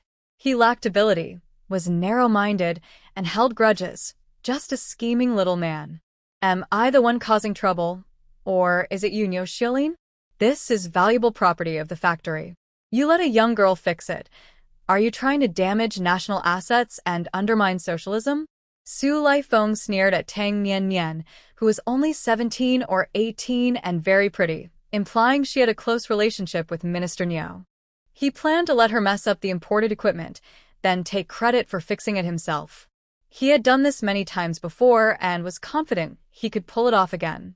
Moreover, He intended to promote his own son, so he rushed over as soon as he heard the news. Minister Niu was furious and wanted to confront him. Tang Nian furrowed her brow, thinking of ways to silence Su Lifeng, but Shen Xiao was quicker. Shen Xiao flicked his fingers, launching 2 small screws he had taken from someone else's workstation, hitting Su Lifeng on the knees. Ah! Before Su Lifeng could react, he fell to his knees, hitting the concrete floor hard, where sharp metal shavings from the machine lay scattered. Ah! My leg. Oh no! Su Lifeng's knees landed on the sharp shavings, piercing his skin. With the heat and wearing thin pants, his skin was in direct contact with the metal, causing blood to flow and soak through his light blue work pants. Quick! Help Deputy Su to the clinic. Minister Niu was startled, but then secretly pleased, feeling that fate was on his side. He called over 2 workers to help Su Lifeng to the factory clinic for treatment. Niu Xiulin, I will report this to the factory director. You are damaging national property and acting irresponsibly. I will. Su Lifeng continued to complain, but he was cut off by the pain, his words becoming less coherent. Say, whatever you want. Minister Niu waved his hand dismissively. He wasn't afraid of this little man. He had been on the battlefield, earned second-class merit, and still had a bullet in him. If it weren't for his leg injury, he wouldn't have transferred to the turbine factory. He would still be in the army. No matter what Su Lifeng accused him of, his integrity would overshadow it. He wasn't scared. Tang Nian glanced at Shen Xiao with appreciation and continued her work. After about 10 minutes, she said calmly, "The machine is running now." Fixed? Both Minister Niu and Director Qian looked shocked. Had it really been fixed so quickly? The broken parts still need repair, but the machine is fine. Some internal data had changed, causing a serious malfunction. The system entered self-protection mode and locked itself. Tang Nian explained why the equipment wouldn't work. Siemens systems are very safe. When a serious danger occurs, the equipment shuts down to protect itself, and it needs to be unlocked to run again. She had just unlocked the system, so it was working fine now. In fact, this kind of problem could be fixed by someone in the country, but due to the tight timeline, it was hard to find someone available, which allowed her to step in. Ignoring the still-dazed expressions of the 2 men, she entered a few commands, and the equipment began to operate smoothly, just like before. Minister Niu finally reacted, his face filled with joy and admiration for Tang Nian, deeper than the waters of the Huangpu River. No wonder Director Qian praised her so highly. She was truly talented. Comrade Tang, there's still this part that's broken. Do you have a solution? Minister Niu pointed to a small but highly precise part on the fixture that couldn't be produced domestically at the moment. Take it apart for me to see. Tang Nian didn't want to get into the machine. It was all covered in oil. Minister Niu called someone over to take the parts off the fixture, clean them, and handed them to Tang Nian. Tang Nian carefully examined the parts in her hand and used a micrometer to measure their precision. Although the precision requirement for this part was high, an 8th-level machinist could handle it. The challenge was that the mold for producing this part was only available abroad. There was none in the country right now. Tang Nian thought for a moment and smiled. She had that mold in her space. This mold is a bit tricky. I need to find someone to make it. Can you spare a few more days? Tang Nian didn't show too much ease. She needed to gauge Minister Niu's response. He said it was urgent, but there should be a few days of leeway. At most 2 days. If it drags on, it will definitely affect the delivery. Minister Niu's expression was serious, but he was secretly pleased. Tang Nian said she could do it. She was currently the only one who could provide a satisfactory solution. I'll try to get you a few parts within 2 days. You can have an 8th-level machinist polish the precision. How does that sound? Tang Nian didn't push for more. 2 days was fine. She could manage. Comrade Tang, can you really get this mold? Minister Niu wasn't doubting her. He just found it hard to believe. He had searched all over Hu City and couldn't find anyone who could produce this part. How could a young girl like Tang Nian have such skills? Where there's a will, there's a way, Minister Niu. If this is done well, what's in it for me? Tang Nian shifted the conversation. She certainly couldn't work for free.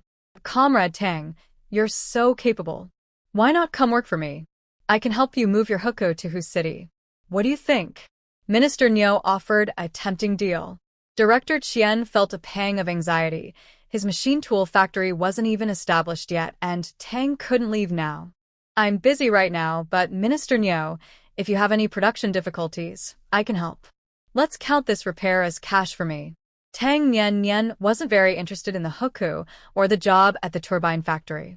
Once the machine tool factory and the card factory in Wu City were up and running, she would have 3 factories under her name.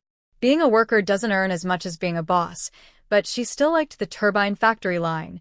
There might be business opportunities in the future. Director Qian sighed in relief, greatly admiring Tang Nian. A hukou in whose city is more valuable than gold falling from the sky, yet this girl was completely unmoved and turned it down. Her courage and vision were impressive.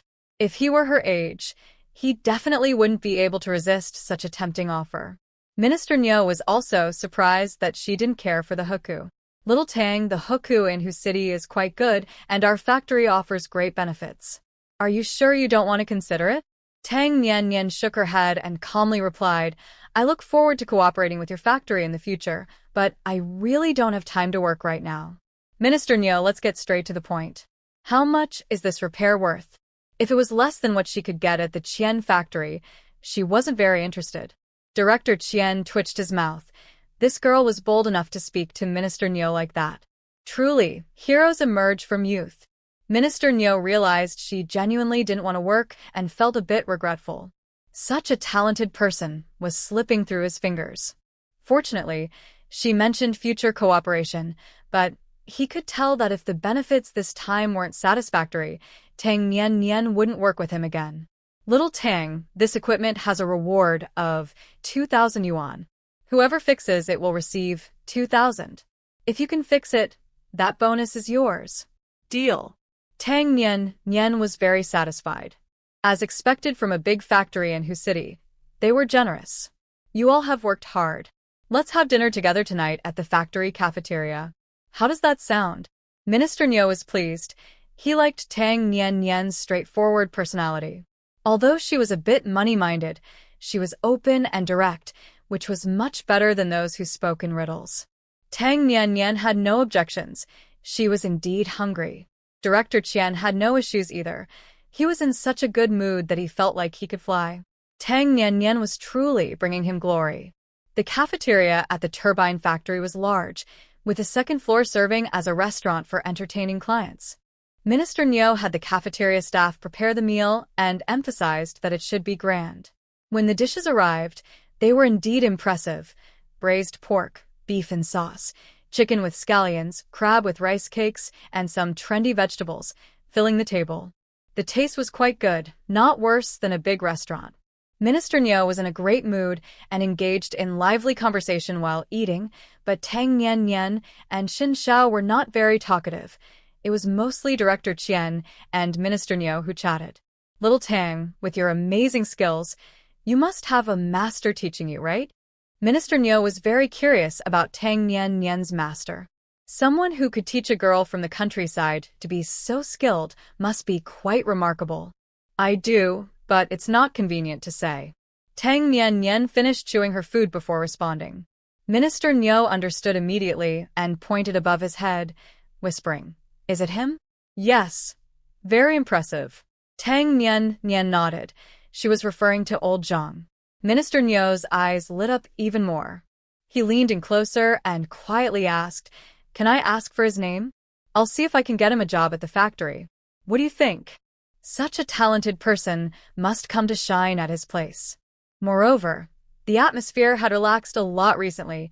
Many experts from the cow shed had returned and were holding important positions. It wouldn't be hard for him to use his connections to bring someone over. Aren't you afraid of being implicated?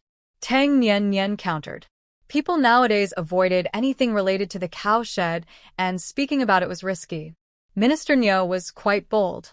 Right now, the most important thing is talent. Those with skills should contribute to the country. Leave this to me. I'll find a way. Minister Niu wasn't afraid at all. He had a solid background and had made contributions. He wasn't afraid of anyone.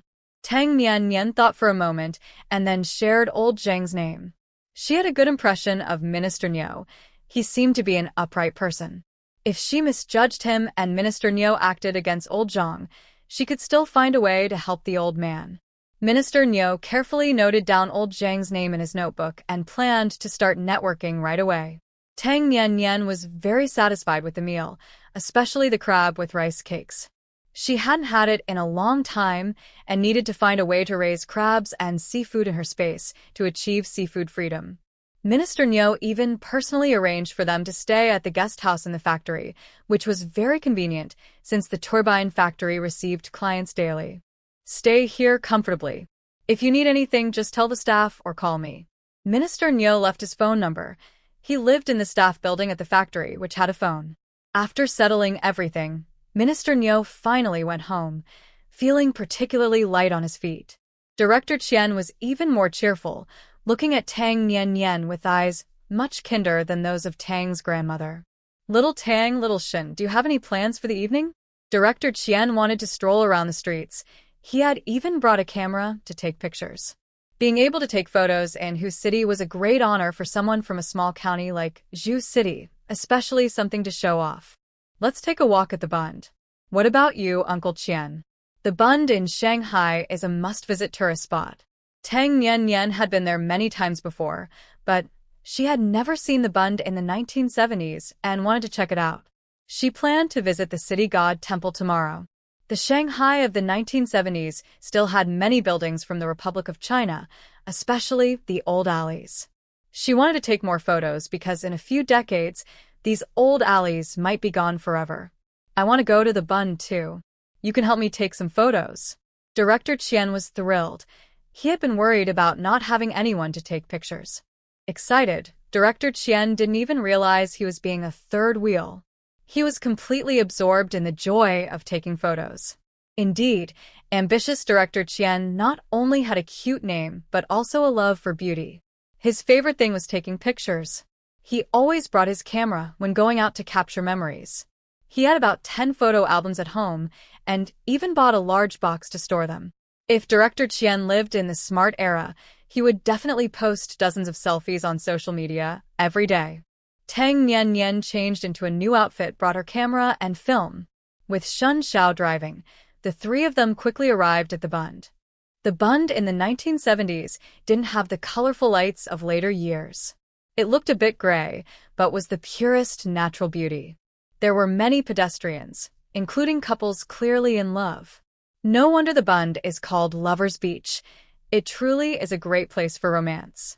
Xiao Teng, how's my pose? Does my hair look thicker? As soon as Director Qian arrived at the Bund, he became quite restless, sitting, standing, leaning on the railing, and occasionally checking his hair in a small mirror. No matter how he styled his limited hair, it couldn't turn into a thick forest, but Director Qian was undeterred. After each shot, he would check his reflection. Tang Nian had to take his photos first. She thought Director Qian was too talented to be just a factory director. He should be a star. Wait, let me change my pose. Director Qian leaned against the railing with his hands resting on it, looking cool. But then he got a new idea. He raised one hand behind his head, tilted his body toward Tang Nian, and turned his head to look at the camera. This pose instantly reminded Tang Nian of the beautiful women in calendar photos. Wow. Tang Nian gasped and quickly rubbed away the goosebumps on her arms. A middle-aged man with a youthful heart was too much. 1, 2, 3, good. Tang Nian quickly pressed the shutter, snapping several photos. Director Qian's film was used up, with about 10 shots taken. Why is it already gone? We barely took any photos. Director Qian was not satisfied. He still had many poses to try. He should have brought more film, but it was too expensive, and he hesitated.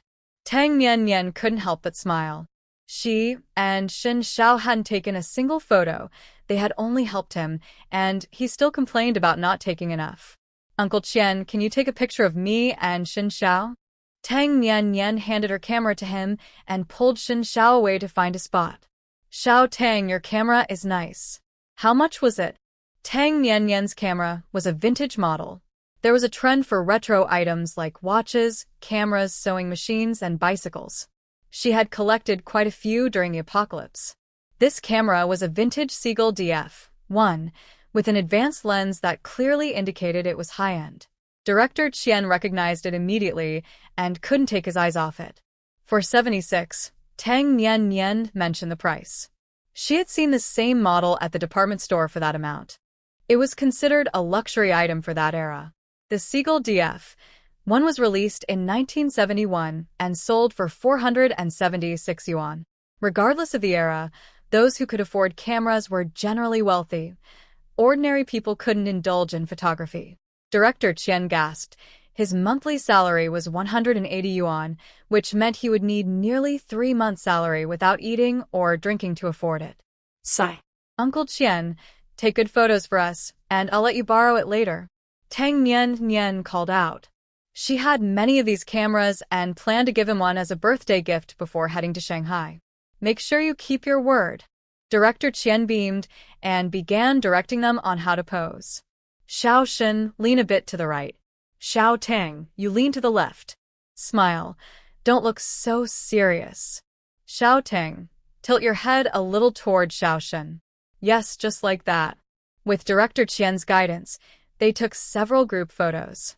Tang Nian also took many solo shots, but she stopped smiling in the later ones and just posed seriously. Director Qian didn't bother to comment. This girl usually looked nice when she smiled, but in photos, she looked like she was about to kill someone. It was better when she just posed seriously. Neither Tang Nian nor Shen Xiao liked taking photos, so they let Director Qian use the remaining film, which made him very happy. They didn't stay at the Bund for long before returning to the guest house. That evening, Tang Nian entered her space, found the right mold, and finished the parts, ready to hand them to Minister Niu in 2 days. The next morning, Tang Nian and Shen Xiao went out, hoping to avoid bringing along Director Qian. Thinking they were going to get parts processed, Director Qian went alone to the department store to buy gifts for his wife and children. Tang Nian and Shen Xiao headed to the city god temple. The commercial atmosphere of the city god temple in later years was too strong for her liking. She preferred the current one, which was more fun. Today was Sunday, and there were many performances and stalls, making it very lively. There's sugar painting. I'm going to get a dragon. Tang Nian spotted the sugar painting stall from a distance, surrounded by kids. An old man was running the stall, and these vendors were all licensed and operating legally. Dragon, dragon, dragon. Oh no, it's an orchid again. A little boy shouted nervously, and the other kids joined in. They all hoped to land on the dragon, but the pointer kept stopping on the orchid. These sugar paintings required a spinning wheel, costing 2 cents per turn. The wheel looked like a clock, with a pointer, and each section had a different design, usually featuring characters like Sun Wukong, dragons, Zhu Beiji, little rabbits, flowers, or other small animals. Dragons and phoenixes were the most complex, so vendors often avoided making them. Little rabbits and flowers were the simplest, making them much more likely to be chosen. Little friend, how about I draw Sun Wukong for you? The vendor smiled kindly, looking very gentle. The little boy had already spun once and got a flower. Not wanting to disappoint him, the vendor decided to make a Zhu Beiji instead. A dragon was out of the question at his age. Making one would be too tiring. Thank you, Grandpa. The little boy stopped crying and smiled, his eyes sparkling. He loved Sun Wukong the most. Although he was disappointed not to get a dragon, having Sun Wukong was still great. Besides, none of his classmates had gotten a dragon either. The old man scooped some syrup from the pot and began to draw on a whiteboard. The syrup seemed alive as he quickly created a Sun Wukong. Once the syrup cooled and hardened, he inserted a bamboo stick, turning it into a beautiful candy art piece. The little boy happily walked away, holding a flower in his left hand and Sun Wukong in his right. Grandpa, I want to draw too. Other kids shouted, paying the old man and taking turns at the spinning wheel, but none got a dragon.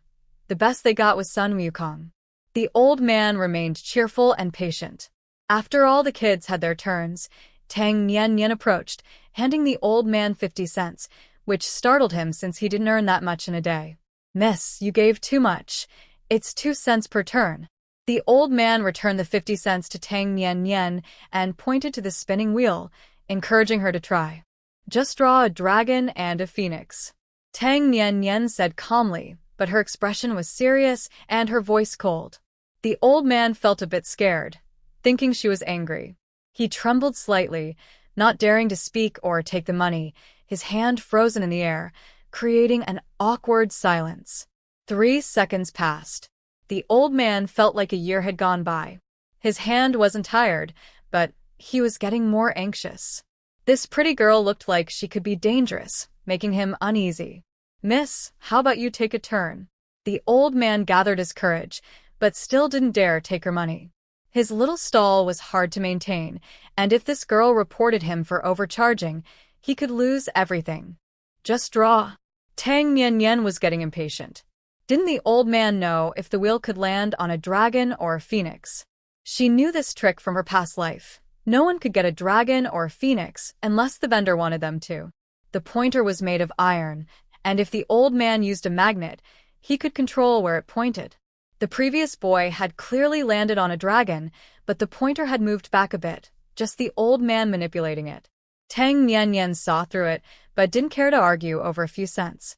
The old man shivered, not daring to breathe, quickly pocketing the 50 cents and starting to draw. Though drawing a dragon and phoenix was difficult, the 50 cents motivated him. 10 minutes later, he finished a vivid dragon and phoenix.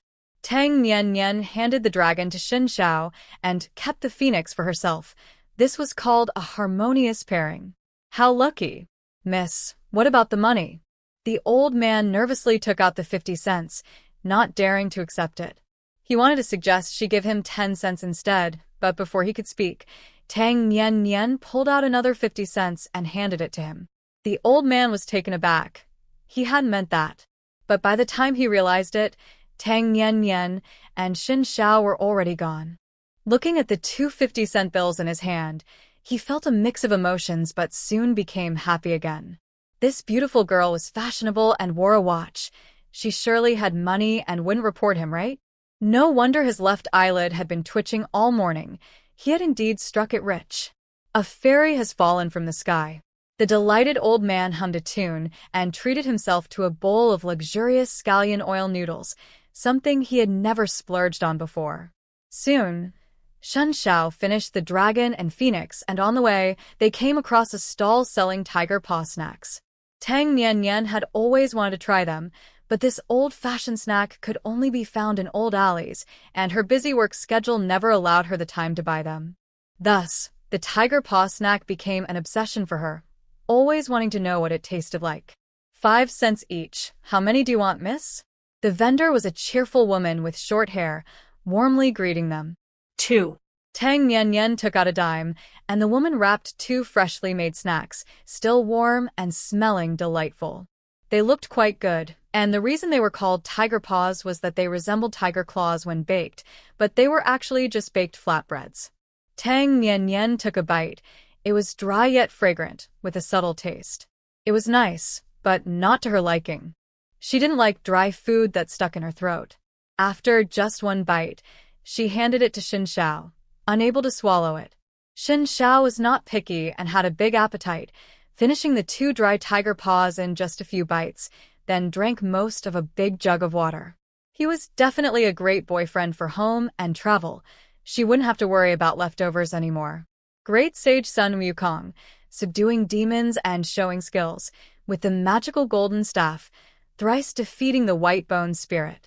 A strong voice from a distance caught Tang Nian's attention, along with the surprised voices of several children. There were many people gathered, and according to Chinese nature, where there are crowds, there's gossip or a good show. Tang Nian pulled Xin Xiao into the crowd. With their strength, they quickly made their way in and saw a box with several holes, while a man stood nearby shouting. A few kids bent down, peering into the holes with changing expressions and gasps of amazement, clearly intrigued by what was inside the box. Tang Nian noticed big letters on the box that read Western Mirror. She was surprised. She hadn't expected the local saying, "Let's go see the Western Mirror," to be a realistic description. It cost 2 cents to see the Western Mirror. There were several shows to choose from, but the most popular was Sun Wukong defeating the White Bone Spirit, which all the kids loved. Tang Nian chose this one, paid 4 cents, and watched with Xin Xiao. The parents surrounding them had strange expressions. This was something for kids, yet these two young adults seemed to have a childlike spirit. Tang Nian bent down to look through the hole, and as the vendor shouted, the images inside changed like movie scenes, showing Sun Wukong battling the White Bone Spirit, accompanied by the vendor's lively narration. In this era of limited entertainment, it was indeed fascinating. After a few minutes, they finished watching. Tang Nian thought it was all right, and she and Xin Xiao continued to explore. After a day of eating and wandering, they returned to the guest house, where Director Qian had already returned with many items for his wife and children, but nothing for himself. Another day passed, and Tang Nian handed the finished parts to Minister Niu for precision machining by an 8th-level machinist. Minister Niu didn't even have time for polite words and rushed out like the wind to find the machinist. Tang Nian didn't mind. As long as the 2,000 yuan reward was secured, that was all that mattered. On the 3rd day, the parts were finally machined, and Minister Niu had the master install them. The program was fine, and the operator ran the machine without issues. Minister Niu finally breathed a sigh of relief, his face filled with joy. He had made the right bet. That useless Su Lifefoam couldn't compete with him, no matter how many heads he grew. Xiao Tang, thanks to you this time, you are a great contributor to our factory. At noon, Minister Niu hosted a banquet in the factory cafeteria, showering praises, while Director Qian wore a constant smile, as if he could already see a bright future for the factory. Tang Nian and Xin Xiao remained calm, and Minister Niu, when will the bonus be issued? Tang Nian was not interested in flattery. She only wanted her bonus. Minister Niu paused for a moment, then laughed. Look at my memory. The money is right here. He hurriedly took out 2 stacks of cash from his bag, all brand new and neatly bundled, clearly just withdrawn from the bank. Xiao Tang, don't you really want to work at our factory? You don't have to come every day, just come when there's something to do, and the salary and benefits are guaranteed. Minister Niu was still not giving up, trying to persuade Tang Nian to join the factory. Tang Nian took the money and firmly declined. If there's something at the factory, you can contact Director Qian. As long as I have time, I'll definitely be there as long as the bonus is good. She was very straightforward. As long as the money was right, everything else could be discussed. If she really worked at the turbine factory, she would probably face constant troubles. The factory had good benefits, but also many complicated people. Tang Nian wasn't afraid of trouble, but she didn't want to deal with it. She handed the task of contacting the intermediary to Director Qian, who was thrilled and quickly said, Minister Niu can rest assured, I will definitely not delay the turbine factory's production. Minister Niu felt a bit disappointed, but not too much. He had already sent someone to find old Zhang in Tang village. If Xiao Tang was this capable, her teacher must be even more impressive, right? With the turbine factory's troubles resolved, Director Qian returned to Zhuqing after lunch, while Tang Nian stayed to meet Xin Zhao's uncle, Fu Qinghan. Fu Qinghan was 15 years older than Xin Zhao, had studied abroad in Europe, and was now an engineer at a shipyard, an unmarried young man. Uncle has been wanting to meet you. He's a really nice person. On the way to meet Fu Qinghan, Xin Zhao briefly introduced his uncle. In short, Fu Qinghan was a tragic and powerful young master from a wealthy family. Tang Nian remembered that in her previous life, Fu Qinghan was too weak and passed away before Xin Zhao. The reason for Fu Qinghan's frail health was his stepmother, who was also Xin Zhao's stepmother's biological mother. This stepmother had abused Fu Qinghan since he was young, even punishing him to kneel in the freezing cold for a whole night. That time, Fu Qinghan almost froze to death. Although he was saved, he was left with lasting health issues and would fall ill every spring and autumn. It could be said that none of his organs were healthy. Fu Qinghan lived in the shipyard dormitory. Xin Xiao drove to the main gate, showing his officer's ID. I'm Fu's nephew. The guard recognized him and was very polite, allowing them to register and then letting them through, even calling the design department. As they walked to the office building, Fu Qinghan came down to meet them. Wearing glasses and a slightly worn white shirt with a tightly buttoned collar, he had on a light gray vest and blue trousers. It was a simple outfit, but it gave off an air of a refined gentleman from the Republic of China. However, Fu Qinghan was too thin, his waist was slimmer than many girls, and his pale skin and faint lip color showed he lacked vitality. Xiao Xiao, cough cough. Fu Qinghan spotted his nephew from a distance and was very happy, quickly walking over, but started coughing due to excitement. He clenched his fist in front of his mouth, coughing several times, his pale cheeks turning slightly red, making him even more pitiable. Tang Nian couldn't help but twitch her lips. She actually felt sympathy for an older man. The two of them, one dark and one light, one strong and one weak, one cultured and one martial, really looked quite different. "Uncle, this is Nian." Shen Xiao introduced her warmly, his cold expression softening. "Xiao Tang, I'm Xiao Zhao's uncle. Thank you for taking care of him before." Fu Qinghan suddenly bowed, something he had always wanted to do. When his nephew went missing, he was only in his 20s, and after spending years abroad, he had few connections back home. At that time, he felt like a headless fly, unable to find any news about Xiao Xiao. He even thought Xiao Xiao was. Fortunately, Xiao Xiao met the wild wolf couple and was saved by Tang Nian and her family. After Shen Xiao returned, he shared his experiences from those years, and Fu Qinghan wanted to thank Tang Nian's family. However, at that time, due to his overseas experience, he was under scrutiny and couldn't leave Beijing. He was also afraid of causing trouble for Tang Nian's family, so he never fulfilled that wish. "Don't be polite, we're family." Tang Nian helped Fu Qinghan up. She wouldn't have done that for anyone else. Fu Qinghan bowed halfway, but couldn't manage it due to his weakness, so he straightened up, thinking that since he would never marry, he could leave half of the Fu family fortune to Xiao Tang. "Come sit at my place." Fu Qinghan invited them to his home, as it was too crowded downstairs for a proper conversation.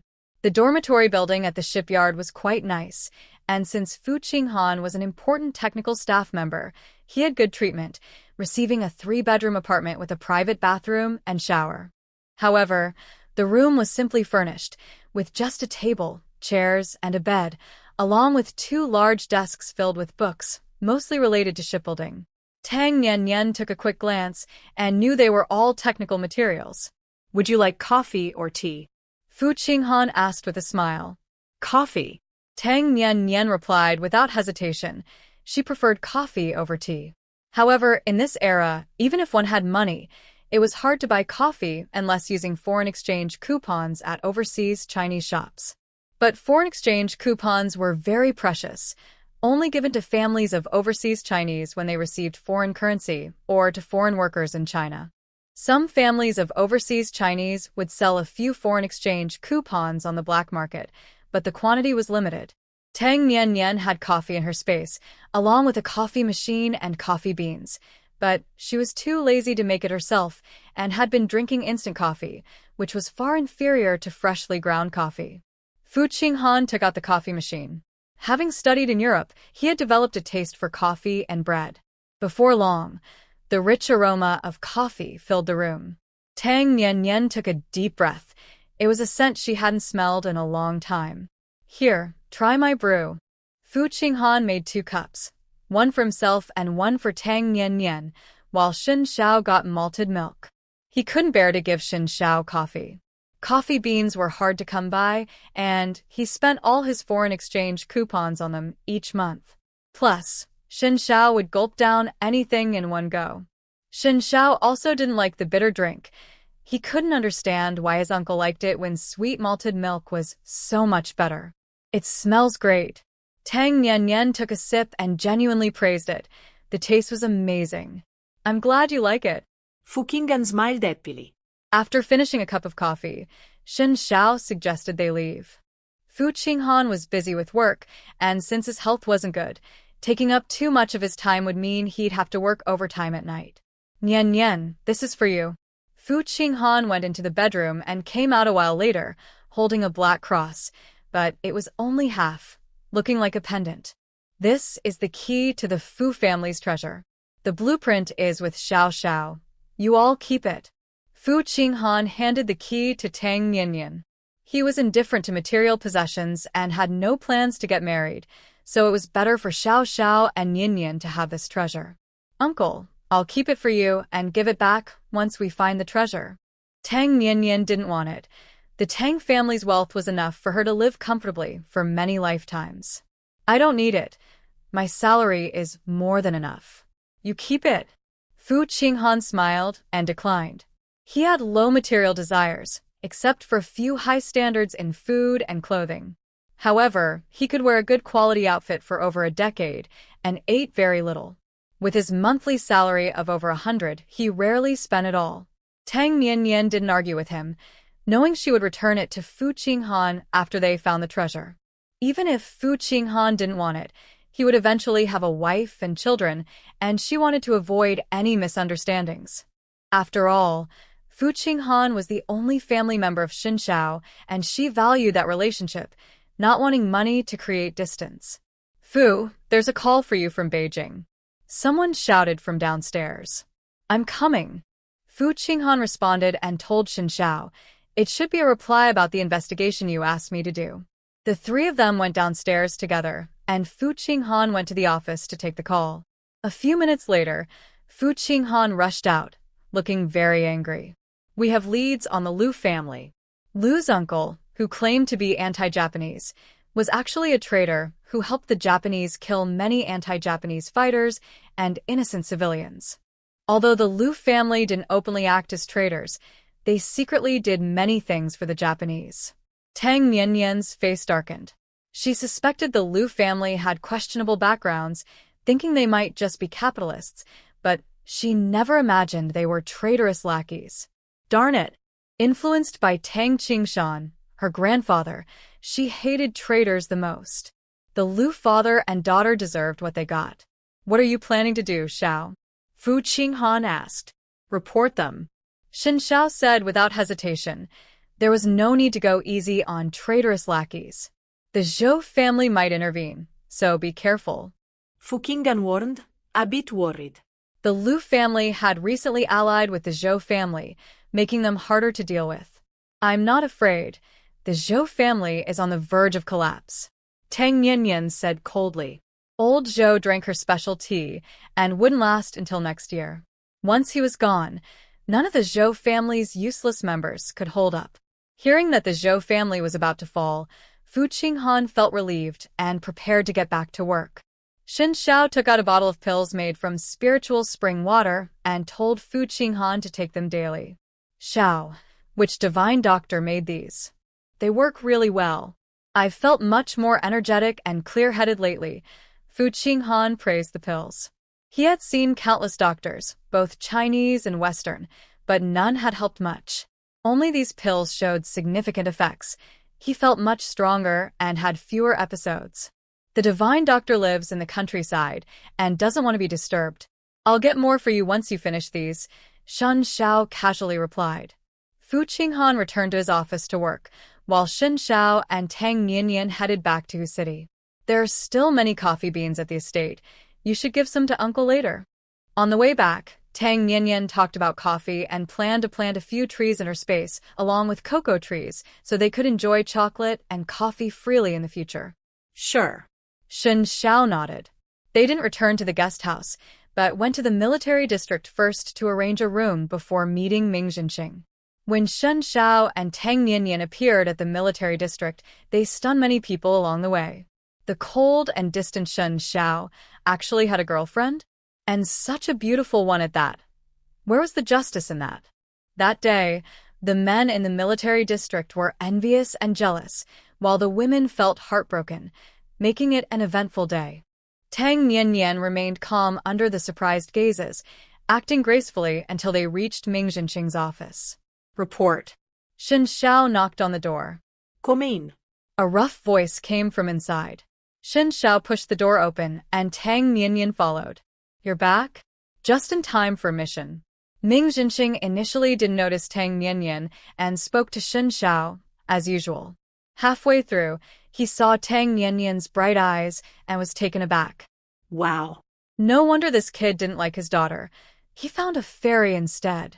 Uncle Ming, this is my girlfriend, Tang Nianyan. Shen Xiao introduced. Hello, Uncle Ming. Tang Nianyan greeted him first.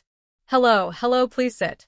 Ming Jinqing was a bit flustered, thinking of getting tea, then remembering to offer snacks since young girls like sweets. His mind was racing, but he only had 2 hands. However, he didn't dwell on it for long, as he had no snacks in his office. A rough man like him only cared for smoking and drinking, not sweets. Drink some tea, little Tang. I don't have much else here. Ming Jinqing felt a bit embarrassed, thinking he had neglected the young lady. I don't like sweets either. Tea is fine. Tang Nianyan smiled and picked up her cup to drink. She had a good impression of Ming Jinqing because Shen Xiao had told her that he had taken great care of him during his years in the Hu City military district, much better than Shen Zhao's useless father.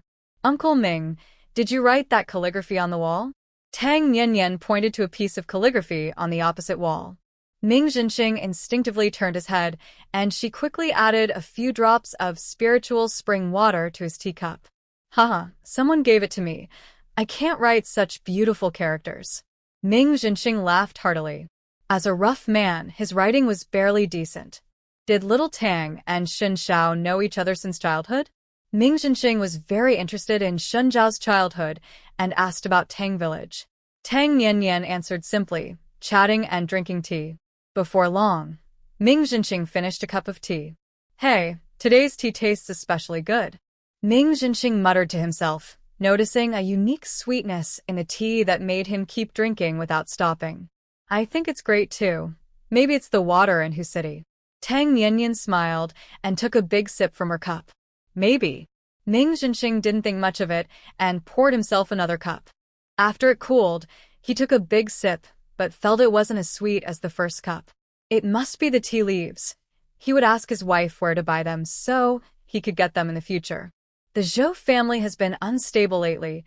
2 of their grandsons died, and old Zhou isn't well, Ming Jinqing mentioned, looking at Shen Xiao with a meaningful gaze. Zhou Siming went to Zhucheng for an inspection and died shortly after. It was said he angered the heavens and lightning struck, collapsing a cave where he and his companions perished. Ming Jinqing didn't believe in the lightning story. He felt it was related to Shen Xiao. However, when Zhou Siming had his accident, Shen Xiao was on a mission and couldn't have been involved. But then again, it was possible. The abilities Shen Xiao displayed were definitely not his true strength. Ming Jinqing had always suspected that Shen Xiao didn't use his full power during missions and was holding back. Shen Xiao remained calm. It was not his fault, but rather what Nian Nian had done. After exchanging glances with Ming Jinqing for a few seconds, Ming Jinqing wavered. Could it be that heaven was finally showing justice? Besides Zhou Siming, who else has died? Tang Nian asked curiously. She had only caused Zhou Siming's death. Zhou Siren fell ill and died recently, Ming Jinqing replied. Tang Nian raised an eyebrow. Zhou Laotu was truly ruthless, even going after his own grandson. Although Zhou Siren was mad and disabled, his life was not in danger. Zhou Laotu took him back to Beijing, and just a few days later, he died. It was clear that Zhou Laotu was behind it. Perhaps he thought that having a mad and disabled grandson was too shameful for the Zhou family. The Zhou family is really unlucky. Tang Nian sai. Ming Jinqing nodded in agreement. They truly were unfortunate. In just a month, 2 of their decent grandsons had died. No wonder the old man was so shaken that he fell ill. Old Zhou's health isn't great either. He's been seeking medical help everywhere, Ming Jinqing added. He's getting older, so his health will decline. But with his high status, he will surely find good doctors, Tang Nian said calmly. Ming Jinqing had no doubts about her. After all, this girl was slim and beautiful, and aside from her cold expression, she looked like a delicate woman. How could she possibly do such things? After chatting for a while, Tang Nian suggested leaving. She wanted to explore the old alleys of Shanghai and take more photos. Shen Xiao hadn't taken on any tasks. Since Nian Nian was finally here, he wanted to spend more time with her. He had saved up enough vacation days to take a break. Ming Xinxing was also easygoing and generously granted him leave. On the Liu family side, Shen Xiao directly called the Beijing Anti-Japanese Association. Liu Congri does not deserve the title of martyr. He is a traitor. Zhou Siming and Liu Congri came to Zhucheng under the pretense of inspecting historical sites. Zhou Laotu applied for a martyr title for his grandson to appease the Liu family and also applied for Liu Congri. With Zhou Laotu's involvement, the martyr title was basically assured. However, the paperwork had not yet been completed. Shen Xiao detailed the Liu family's treachery, including Liu Congri's uncle. Liu Congri's real name is Liu Ronglian, and his uncle is Liu Jinfeng. They harmed many patriotic individuals. Upon receiving such significant intelligence, the atmosphere at the Anti-Japanese Association grew serious. How could such a big traitor be hiding right under their noses? Understood. Thank you for the information. May I ask your name so we can recognize you? Shen Xiao from the Shanghai Military District. I'm not looking for recognition. I can't stand these traitors living well while our heroic predecessors sacrifice themselves. Shen Xiao declared justly. His words moved the staff at the Anti-Japanese Association to tears, igniting their passion and determination to make the Liu family pay dearly. After hanging up, Shen Xiao and Tang Niannian exchanged smiles. The Liu family was in for big trouble. At the Liu family residence in Beijing, the Liu family lived in a spacious courtyard, which was quite good for Beijing standards. Recently, the mood among the Liu family members was very heavy. They were not saddened by Liu Jinglan's death, but Liu Congri's death dealt a heavy blow. After learning of her son's death, Liu Laotai lay in bed and did not get up. Liu Laotu remained relatively calm because the Zhou family had promised to grant his son a martyr title. With such an honor, the Liu family's foundation would be secure, and they wouldn't have to worry about being targeted. Stop crying. Once Congri's martyr certificate arrives, we can finally relax. The Zhou family will also arrange a job for Roland at the steel factory. Liu Laotu comforted his wife, who was bedridden. Roland was his most cherished granddaughter. Liu Laotai sighed deeply. In just a few days, her hair had turned white, and her well-maintained face had gained many wrinkles. Old man, I can't shake this feeling of unease. What if something happens? Liu Laotai was worried. Ever since her son's incident, she had not felt at ease, fearing that something big might happen. What could happen? We have the Zhou family backing us. Liu Laotu dismissed her concerns, thinking they were safe with the Zhou family. Liu Laotai frowned and cautiously said, Old man, should we go back to our hometown? I'm always afraid something will happen in Beijing. If their past deeds were uncovered, the whole family would be in trouble. When the liberation happened, she had advised her husband to move back to their hometown, where they could live well on their accumulated wealth. But Liu Laotu refused, saying it was hard to establish themselves in the city, and they could never go back to the countryside. He also claimed that since they had never lived in Beijing before, no one would know about their past. So, the family stayed in Beijing. Liu Laotu spent a lot of money to secure a job at the Cultural Bureau and also found jobs for his son and daughter-in-law. They had lived relatively peacefully over the years, but in the dead of night, worries would still creep in. Grandpa, the Anti-Japanese Association is here. Liu Roland rushed in, looking frightened. She was 2 years younger than Liu Jinglan, somewhat resembling her, but even prettier. She was also Liu Laota's most valued granddaughter, and he even planned to marry her into the Zhou family. The Anti-Japanese Association? What are they here for? Liu Laota's expression changed drastically, but then he relaxed and joyfully said, It must be your father's martyr certificate. The Zhou family had said the documents would arrive soon, so it was definitely this matter. Liu Laotu was overjoyed and hurriedly went out to greet them. Welcome, leaders. Your visit brings great honor. Liu Laotu greeted them with a smile, but the Anti-Japanese Association members looked serious and menacing. He didn't sense anything unusual and thought they were always like this. It would be strange if they were smiling. "Honor my foot. Lu Jingwo, you traitor. How dare you live so well for so many years? Come with us." The leading officer shouted angrily, stepping forward to grab Lu Laotu by the collar and beat him. There was no need to be polite with the traitor. Lu Laotu's face turned pale, and beads of sweat rolled down. He hadn't heard the name Lu Jingwo in over 20 years. How did the Anti-Japanese Association find out? Leaders, it's a misunderstanding. I'm not Lu Jingwo, I'm Lu Aigua. Rulon, quickly get our household registration to show the leaders. Lu Rulon was quick-witted and had already taken out the household registration book before her grandfather spoke, handing it to the Anti-Japanese Association members. "Humph. You think you can argue with us? You are Lu Jingwo. Your brother is Lu Jinfeng, who collaborated with the Japanese and harmed many of our comrades. You and your son have also helped him do many bad things. Your whole family has blood on your hands. Lu Jingwo, your evil deeds are countless, and you deserve to die." After receiving Shen Zhao's report, the Anti-Japanese Association contacted their counterparts in Lu Laotu's hometown and investigated the Lu family's past. Lu Jinfeng was a major traitor before the liberation, committing heinous crimes, but he died before the liberation. The cunning old man Lu moved his family to the capital after his brother's death, changed his name, forged an identity as a teacher, and managed to deceive everyone, even becoming an official in the Cultural Bureau. The Tail-Cutting Society obtained Lu Jinfeng's photo, along with pictures of him and the old man Lu, as well as a family portrait, solid evidence.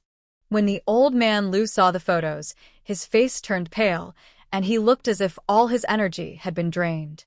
He hung his head in despair, and his hair turned noticeably grayer. "It's over. The Lu family is finished." He should have listened to his old wife and returned to their hometown. Perhaps this disaster could have been avoided. Regretting his choices, the old man Lu suddenly thought of the Zhou family. In his despair, a glimmer of hope arose.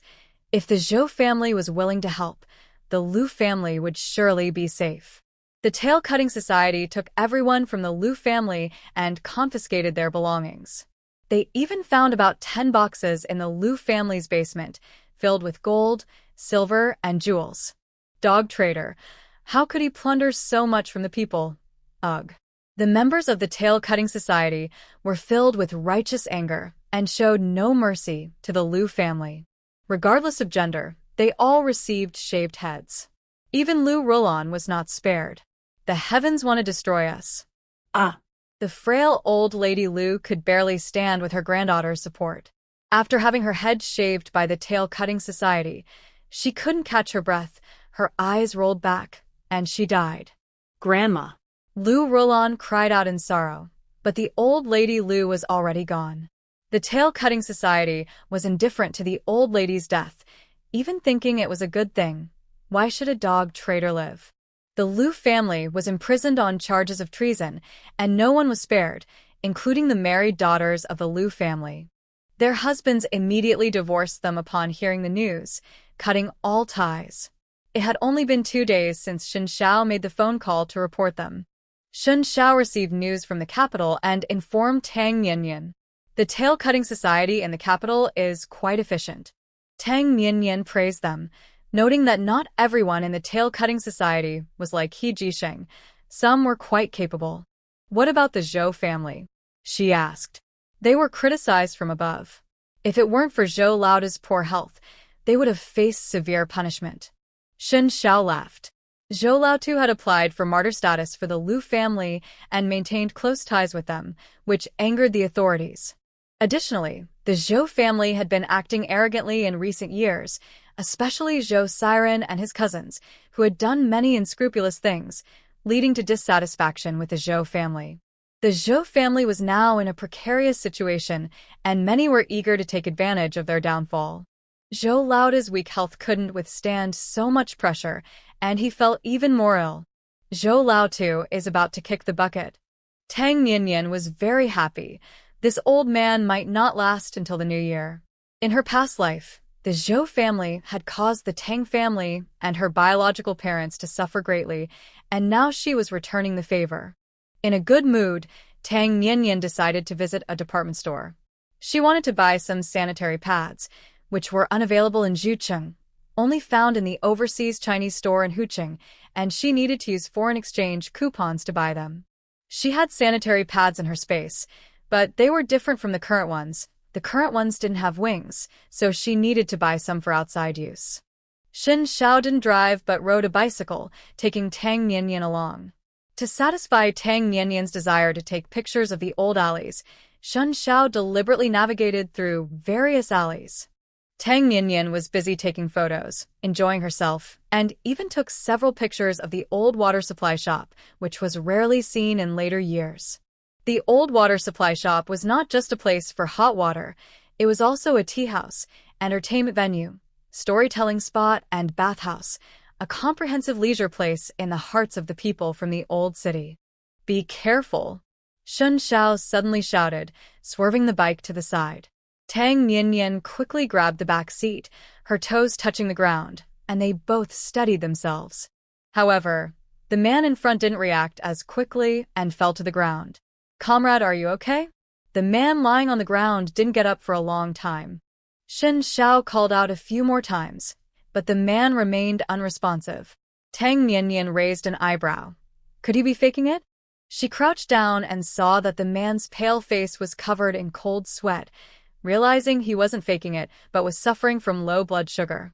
She took out some fruit candy from her pocket, unwrapped it, and put it in the man's mouth. After a while, the man's color improved and he became more alert. "Thank you." The man whispered his thanks. He looked to be in his 30s or 40s, very thin, and his complexion was poor, but he wore glasses and had a refined demeanor. His clothes were clean, indicating he had received a good education and came from a decent background. Shen Xiao helped him up, but the man swayed a bit, clearly weak and unable to stand steadily. "How long has it been since you ate?" Tang Nianyan asked. The man's expression turned embarrassed as he lowered his head and quietly said, 3 days. Tang Nianyan Thawen. It was 1976. Surely no one should be starving for 3 days? Even if this man was unemployed, he could go to the street office to get work making paper boxes and earn some money to survive. Could it be that this man was lazy? I don't have a job, and I can't get work making paper boxes. The street office won't give me any. The man explained softly. He sensed Tang Nianyan's skepticism from her gaze and felt compelled to defend himself, insisting he wasn't lazy. He just worked slowly and lacked strength. "Why won't they give you work?" Shen Xiao asked. The man's expression changed, and he bit his lip, looking uneasy. After a long struggle, he finally spoke. I am from the Wok-style faction." His father was a capitalist, and being from the Wok-style faction, he had lived in fear for years. If it weren't for wanting to see his relatives across the river, he would have already hanged himself. "How are you still living in Huqing?" Tang Nianyan was even more suspicious, feeling wary of the man, who hadn't told a single truth. Though the man was thin, his hands were not calloused, and his skin was delicate, clearly indicating he had lived a comfortable life and hadn't suffered.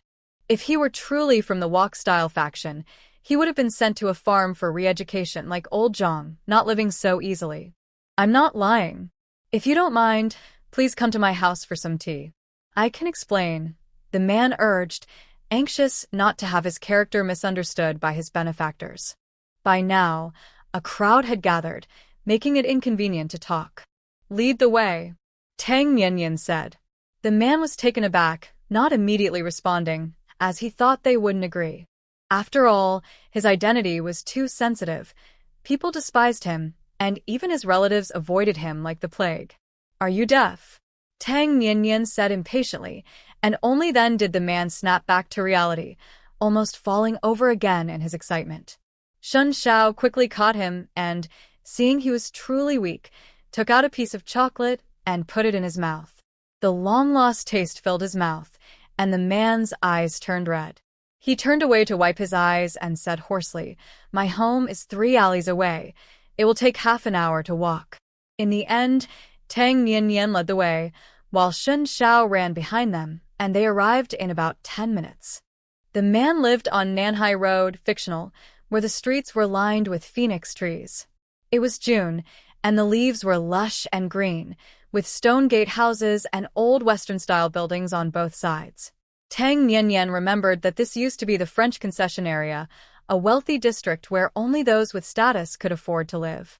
In later years, these old Western-style houses would cost at least over 100 million each, but now they might only be worth around 10,000. My house is a bit messy. The man stood in front of an iron gate of a 3-story garden villa. Through the gate's bars, one could see a garden overrun with wild grass, some of which was taller than him. The red walls and roof of the villa were covered in climbing ivy. It looked desolate. There seemed to be no signs of life. The man pushed open the iron gate, looking a bit embarrassed, and said softly, "Follow me. There's a path here." He led the way, and indeed, among the thick wild grass, there was a narrow path that was hard to spot even if one looked closely. After crossing the overgrown garden, they reached the villa's front door. The man took out a key, unlocked it, and pushed open the door to reveal an empty hall, with only 2 broken chairs remaining. The worn wooden floor and the ornate crystal chandelier overhead hinted at the villa's former grandeur. There used to be a lot of furniture here, even a piano, but they took it all away.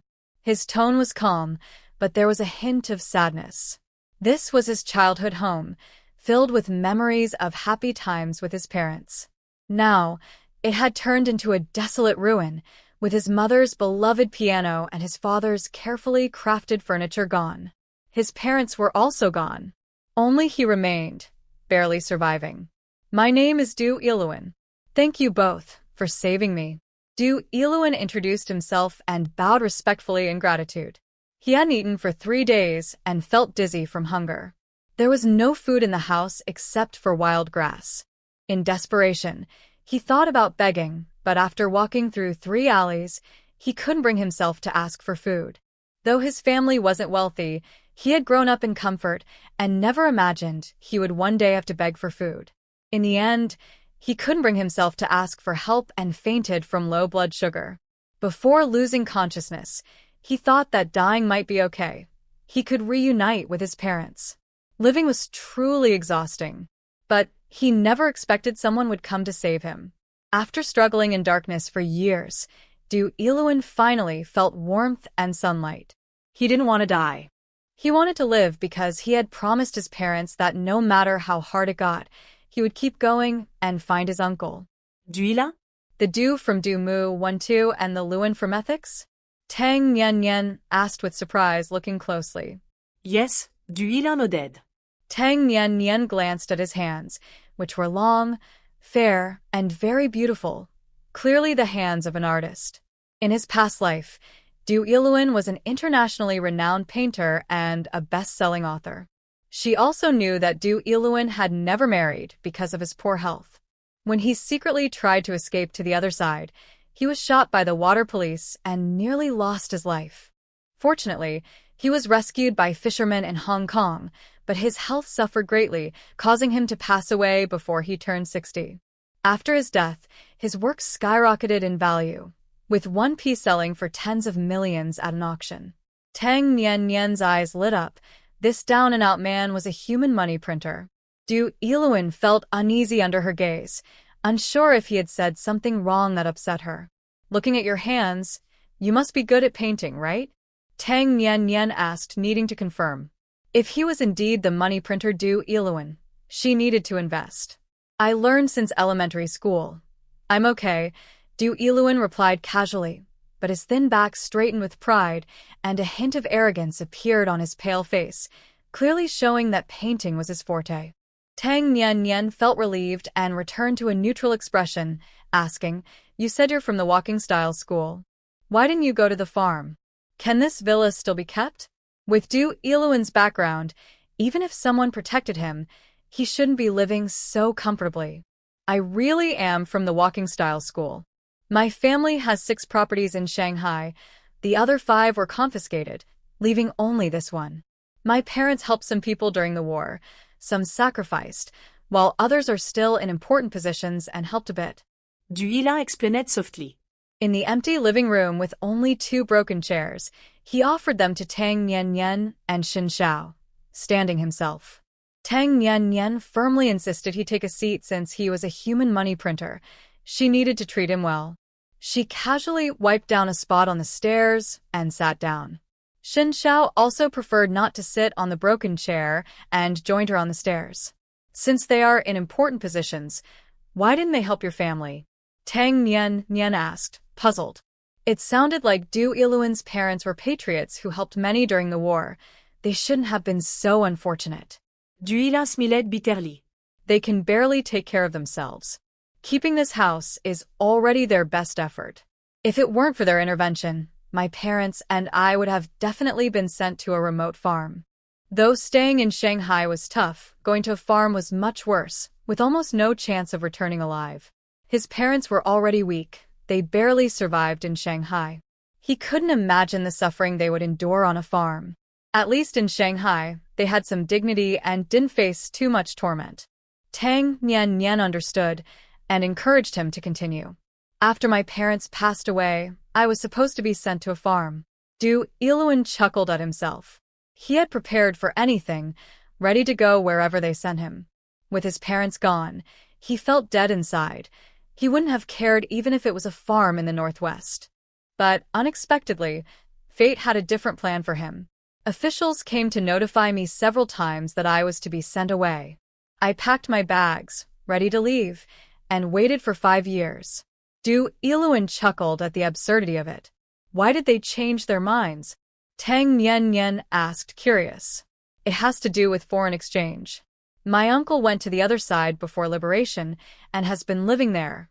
For years, our family has relied on him sending money twice a year, without fail.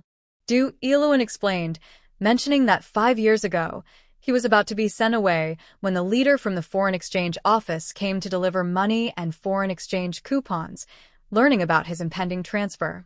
I told him not to send money anymore since I was going to be sent away and my household registration would change. He didn't say anything and just left, but after that no one came to mention my transfer again. I suspect it has to do with foreign exchange. Du Yiluan guessed that the higher-ups wouldn't let him go without reason, and the only thing that could change their minds was the precious foreign exchange. Tang Nian nodded, agreeing that it was likely due to foreign exchange. In the 60s and 70s, foreign exchange was extremely valuable. They tried every means to acquire it, assigning each city a foreign exchange revenue task. Although the remittances from overseas Chinese families weren't large, they added up and were an important source of foreign exchange. Du Yiluan's uncle had consistently sent money for over 20 years, amounting to a significant sum. The foreign exchange office in Shanghai wouldn't want Du Yiluan to leave and lose that source of income, so they found ways to keep him.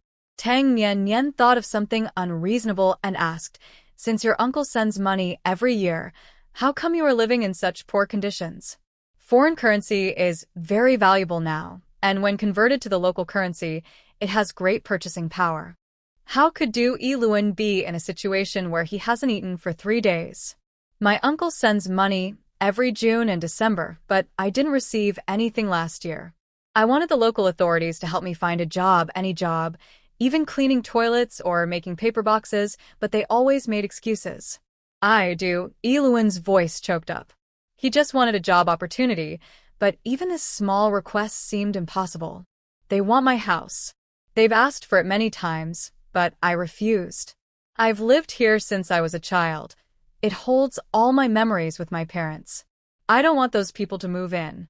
They use this to pressure me, trying to force me to beg them, or wait until I die so the house becomes unowned and eventually falls into their hands. But they are wrong. Before I die, I will burn this house to ashes. No one will get it. Du Yiluan's expression was mocking. He would never let them have their way. Even though he was weak and easily bullied, he had his own way to fight back. At worst, he would die. Tang Nian glanced at him. He was quite fierce. "Are you selling this house?" she asked. If Du Yiluan couldn't keep the house, then he should sell it to her. Du Yiluan was startled and stammered, You want to buy my house? Yes, you can't keep it, sell it to me. I can protect it. When you succeed in the future, You can buy it back at market price. Tang Nian proposed a perfect solution. By the time Du Yiluan became successful, at least 20 years later, the house would have appreciated significantly, and even if she sold it, she wouldn't lose. Du Yiluan's heart raced, and his pale face flushed with excitement. He was convinced. This beautiful couple clearly had the ability to protect his house. Moreover, the pretty girl was right. If the house remained with him, it would either be his death or fall into the hands of those people. Can I really buy it back later? Du Yiluan asked, still unsure. Of course, but it has to be at the market price when you buy it back. Tang Nian nodded. Thank you. Thank you so much. Tears filled Du Yiluan's eyes. This was the best solution for him, with nothing to lose. This beautiful couple was like angels sent from heaven. This is a transaction. No need to be polite. How much do you want for the house? Tang Nian asked. Du Yilan hésita-t-elle. He wasn't sure about the current housing market. Afraid of upsetting his benefactors, he cautiously suggested, how about 3,000? He remembered a nearby house, smaller than his, that sold for 6,000 a few years ago, so 3,000 shouldn't be too high, right? Tang Nian raised an eyebrow. 3,000 was too cheap. This guy was a bit naive. Du Yiluan thought she was unhappy and quickly changed his offer. 2,000 is fine too. Tang Nian twitched her lips. The future great artist and writer really wasn't very smart. I'm not taking advantage of you.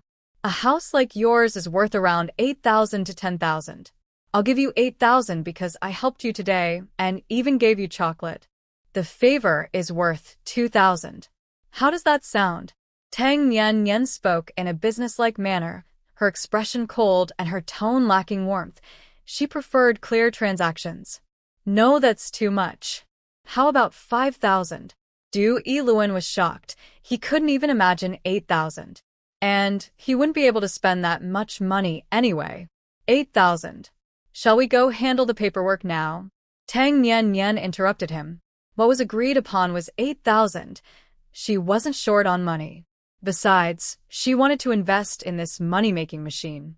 Du Yiluan fell silent. This beautiful girl seemed fierce, and he felt like she might punch him any second. That's fine. When you get to the other side, just tell them I'm a relative from my hometown and that I transferred the house to you. Du Yilan réadili agreed. He had already planned to take the 8,000 and go find his uncle across the river. He hadn't received any money from him for half a year and was worried something had happened. The three went to the housing office. On the way, Tang Nian bought some meat buns for Du Yiluan to eat. Otherwise, this money-making machine might suffer from low blood sugar again.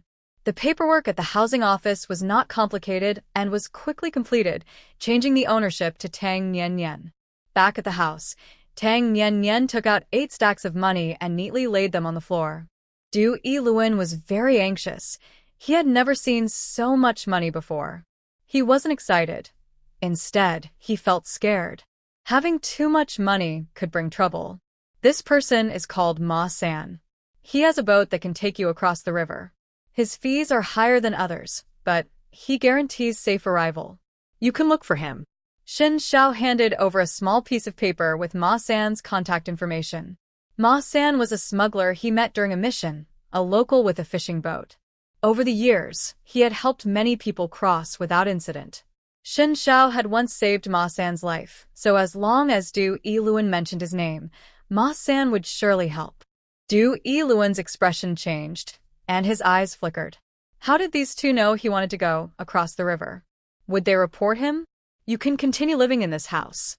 Once you get to the other side, help me find 2 people. Tang Nian was not helping him for no reason. She wanted to find her biological parents.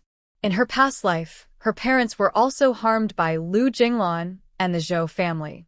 In this life, she wanted to find them ahead of time. Du Yiluan immediately felt reassured and nodded vigorously. Please tell me. I will do my best to find them. Tang Jinglin and Mu Yinglian, they are from whose city? They are a couple in their 40s or 50s.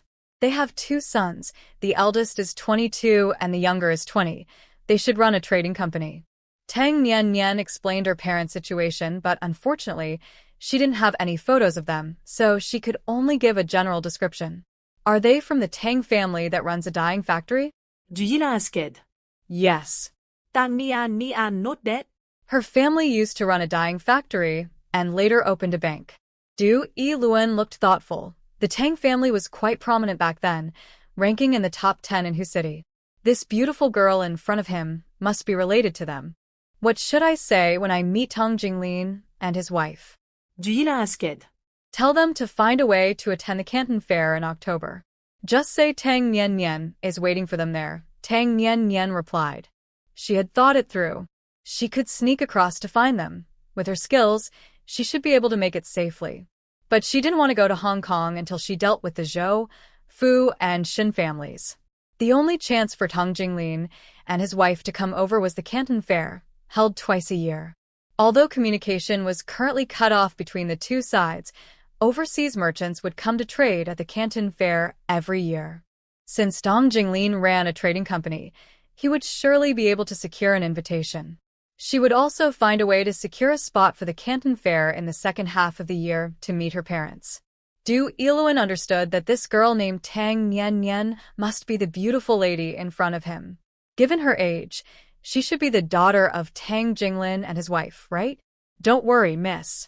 Once I get there, I will definitely deliver your message to Tang Jinglin and his wife, Du Yiluan promised. You can find Ma San to get across. When you leave, call this number, and I can help you out of the city, Tang Nian Nian said, handing him a note. Du Yiluan was being watched, and with his current weak state, it would be very difficult to leave the city. In her past life, she had read Du Yiluan's memoirs, which mentioned his experiences. He had said one thing. From the moment I left, my life hung by a thread. I fled from Hu City to Peng City, then to Xiangjiang, surviving against all odds. Clearly, his escape was not easy. Some people did not want him to live. Thank you for your kindness. I will repay you in the future. Du Yiluan did not refuse. He knew he would find it hard to leave Hu City without help. We are just exchanging favors. I can help you convert this money into gold bars. How much do you want to exchange? Tang Nian decided to be generous.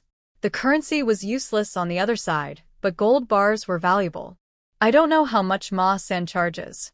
1,500 for a trip, Shen Xiao replied. Others charge 600, but they can't guarantee safe arrival.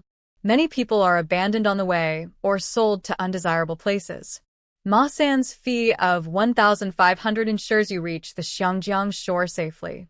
Can I exchange for 5,000 in gold bars? Du Yiluan asked. Sure. Tang Nian went out and returned with a small bag containing 12 small fish, exchanged at the current bank rate. I'll leave at 3 in the morning in 3 days. I'll need your help then. Also, in the storage room on the 3rd floor, there are 2 boxes, one with my parents' photo album and another with my old paintings. I can't take them with me. Can you help keep them safe? Du Yiluan felt a bit embarrassed, as he had been making requests. He thought he was asking too much. But he truly had no choice. The album was his last memory of his parents, and the paintings were his hard work. He couldn't bear to part with them.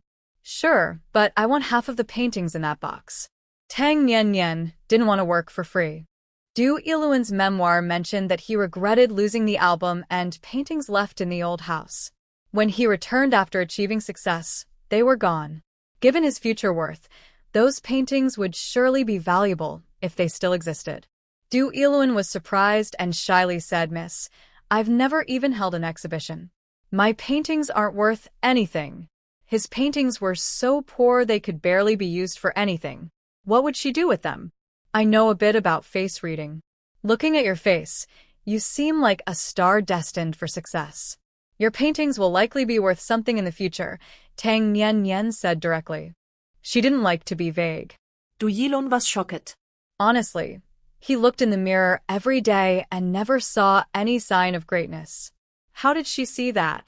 And how could a star destined for success be in such a poor situation? He figured he must be the most unfortunate star in history. Du Yiluan didn't believe Tang Nian's words, thinking she was just trying to comfort him. His heart, once cold from humiliation, began to soften. His mother was right. There are still many good people in this world. Don't let a few bad people make you think the world is dark and give up on life. Thank you, I will work hard. Du Iluan's spirit changed instantly. He went from feeling defeated to being full of energy and hope. After Tang Nian and Shen Xiao left the Du family, she decided to stay for 3 more days since Du Iluan would leave then. 3 days passed quickly. At 3 in the morning, Tang Nian drove to the Du residence, where Du Iluan was already waiting in the yard. He carried a backpack and looked much better than 3 days ago. Let's go. Tang Nian called from the door, and Du Iluan jogged out. When he saw the truck parked outside, his eyes nearly popped out. This girl managed to get a truck. What does she do? Get in. Tang Nian jumped into the truck, and Du Iluan joined her, sitting in the passenger seat, surprised as she skillfully started the engine.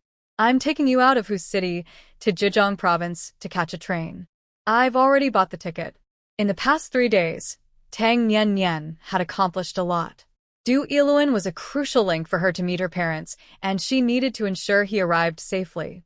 She had the factory's official seal, could write recommendation letters, and even bribed the train station staff with a pack of cigarettes to secure a sleeper ticket to Yang City. Du Iluan felt warm and emotional, his nose tingling. He turned his head to look out the window to hold back his tears. Tang Nian smirked, knowing artists tend to be more emotional and sensitive. By the time they reached Zhejiang province, it was already light outside. Tang Nian escorted him into the train station for the 8:30 a.m. train. Miss Tang, how can I contact you once I get there? Du Iluan asked as he entered the station. You can find a way to send a message to Chang Jinpeng in Pring City. Here's his address. He will pass the message to me. Tang Nian handed him a note with Chang Jinpeng's address and contact information for his relatives in Xiangjiang. Chang Jinpeng was someone her uncle Tang Mantong had met. He was from Pring City, and most young men from his village had gone to the other side. He stayed behind to care for his sick mother. Those who went to the other side often sent money and letters home. Chang Jinpeng was in frequent contact and dealt in smuggled goods. The electronic watches Tang Mantong sold came from him. Du Iluan carefully put the note away, bowed to Tang Nian, and walked confidently to the ticket gate. After watching Du Iluan disappear through the gate, Tang Nian finally left. If all goes well, she would meet her parents and brother in October. Back at the military district guest house, Shen Xiao brought good news. Lu Igua has been sentenced to death. His daughter-in-law and granddaughter have been sent to a farm in the northwest. And they were sent to the most difficult farm in the northwest. The Lu family had always lived in comfort, so going there was basically a death sentence. Shen Xiao continued. Old Zhou's situation is dire. The doctor has given him 6 months at most. God is quite generous.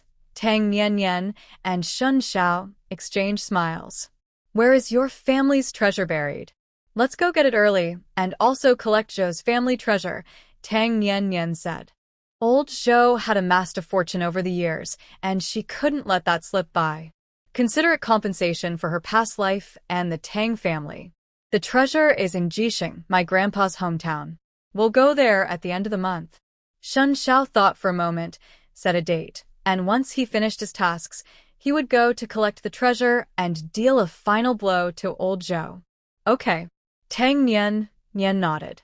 After spending another day in Hu City, she had to return to Zhu City. Before leaving, she visited the department store and bought a lot of things. Su Jinfeng and Xian Jinju both received red scarves. Tang Jiujin got big white rabbit candy, and there were snacks from Guan Shenjuan for Tang Lu Jin and Tang Dongqiang. Tang Manjin and the others received cigarettes, and her dear little grandma got a gold bracelet. Tang Nian also bought a fan, a vintage style from her space. If she bought it from the department store, it would cost a fortune in industrial coupons and 180 yuan. Summer was approaching, and it was nearly impossible to live without a fan. As for the black and white TV, she had one in her space too, a 14-inch nostalgic model made in Hu City, just like the modern TVs. Shen Xiao took her to the train station, reluctant to let her go. Once I finish my mission, I'll come find you. Don't hold back on the jerky or the weapons. I have plenty. Tang Nian reminded him. There were so many cattle and sheep in her space that she couldn't eat them all, so she made a lot of jerky for Xin Xiao to snack on. Xin Xiao obediently nodded, looking around. Suddenly, he hugged her and whispered in her ear, Nian, grow up quickly. When you're 18, we can get our marriage certificate. Once they got the certificate, he and Nian wouldn't have to be apart anymore. They could do many things they loved. Every day, Xin Xiao counted down the days, wishing he could speed up the sun and the earth to make time pass faster. Once we get the certificate, I'll have things to do too. I can't stay at home all the time. Tang Nian didn't want to be a full-time housewife. If it weren't Xin Xiao, she wouldn't even consider marriage. But even with Xin Xiao, she wouldn't willingly be a housewife. She wanted to make money and be wealthy. I'll follow your lead. Xin Xiao acted very obediently, but in his heart, he thought as long as she spent 5 days with him out of 10, that would be enough. His demands weren't high. Tang Nian's heart softened. She gently pinched his face and said, Don't worry, I'll spend more time with you in the future. Xin Xiao chuckled, resting his chin on her shoulder, his breath tickling her ear. I'm getting on the train now. Tang Nian pushed him away. He was getting more clingy, like a little dog. Xin Xiao helped her with her luggage, carrying the TV and the fan, one in each hand. He bought a platform ticket, so he could see her off. Other passengers looked on enviously, and an older lady asked, Young lady, are you getting married? Tang Nian paused for a moment and smiled, nodding. No wonder you bought so many things. They aren't cheap. You two look great together. The lady was quite chatty, looking at Xin Xiao as if he were a treasure. Although the young man was a bit dark, he was tall and handsome, and he was an officer. No wonder he had such a beautiful partner. They were a perfect match. Xin Xiao's dark face turned red, his heart racing. He even imagined their life after marriage, which wasn't much, just combining 2 beds into one. His face grew hotter as he walked ahead, shaking his head to clear those thoughts, but the more he shook, the more vivid they became. Tang Nian had a sleeper ticket, and with a pack of peony cigarettes, she successfully got a lower bunk. Xin Xiao placed the TV and fan under the bed, organized the rest of her luggage, and then left. The train ride from Hu City to Zhu City took 5 hours. Tang Nian lay on the bed to rest and soon fell asleep. When she woke up, they were almost in Zhu City. She called the factory manager, who would send a car to pick her up at the train station.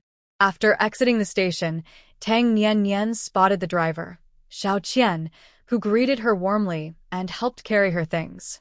Master Tang, you bought a lot this trip.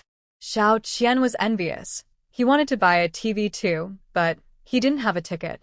Tickets for TVs were hard to come by, and the factory only issued one each year, reserved for officials. A small driver like him had no chance. I just happened to have a ticket, so I bought it. Tang Nian placed her luggage in the trunk and got into the car. Xiao Qian started the engine and headed straight for Tang Village. By the time they arrived at Tang Village, it was already 3 in the afternoon. As the car entered the village, a group of children rushed over, led by Tang Jiojin. Second sister, my second sister is back. Tang Jiojin ran fast with her short legs, her face flushed and sweaty. She rushed to the car and waved excitedly at the window. Second sister. Tang Nian leaned out and pinched the little girl's face, having missed it after a few days. Xiao Qian parked the car, and as soon as Tang Nian stepped out, she heard her grandma's exaggerated voice. Nian girl is back. I knew it. My eyelids were twitching this morning. Something good was coming. Move aside, don't block my way. She's not your granddaughter. Why are you competing with me? Tang Nian smiled. Her grandma was really lively. Tang Laotai ran over like the wind, stopping in front of Tang Nian to examine her from head to toe. Seeing her in good spirits, she finally relaxed. Why were you gone so long? Didn't you call? Was Hu City fun? Are the buildings really that tall? Are the lights on at night? Do the women really paint their faces like monkey butts? Tang Laotai bombarded her with questions, and the villagers around them were also eager to know. They had never been there, but they heard from those who had that Hu City was amazing, just as Tang Laotai described. Tang Nian couldn't help but laugh. This was how rumors spread. One person tells 10, 10 tell 100, and by the end, the truth becomes exaggerated. The buildings are tall because of a magic stick, they turn off the lights at night, and the women are just like us. Tang Nian answered each question, but Tang Laotai was still unsatisfied and wanted to ask more. Grandma, look at this. Tang Nian opened the trunk, revealing the TV and fan to everyone. Wow. A collective gasp followed by silence filled the air. The first to react was Tang Laotai, who slapped her thigh and pinched the village chief beside her. Hearing his gasp confirmed it wasn't a dream. You wasteful girl, spending money like this. How much did these two cost? Tang Laotai's first reaction was concern. Country folks didn't need a TV, and a fan was unnecessary. A hand fan was enough. They had lived like this for generations and were used to it. I've already bought it, and I can't return it. Tang Nian dodged the old lady's slap, took out the items one by one, and invited the driver Xiao Qian to her home for tea. The villagers finally came back to their senses, like they had been shocked, and began to ask all at once. Nian girl, can this TV show little people? Nian girl, can we come to your house to watch TV? Nian girl, does this electric fan really blow air? Nian girl, how much did all this cost? Do you think you can afford it? At least 600 or 700, and you need a receipt. Dream on. Wow. Another gasp echoed, and everyone's expressions changed from envy and jealousy to calmness. When the object of jealousy is unattainable, all that's left is calmness. Tang Manjin arrived with a cart, placed the items on it, and slowly pushed it home, followed by a crowd of people. The team leader, surprisingly, did not scold anyone and quietly followed along.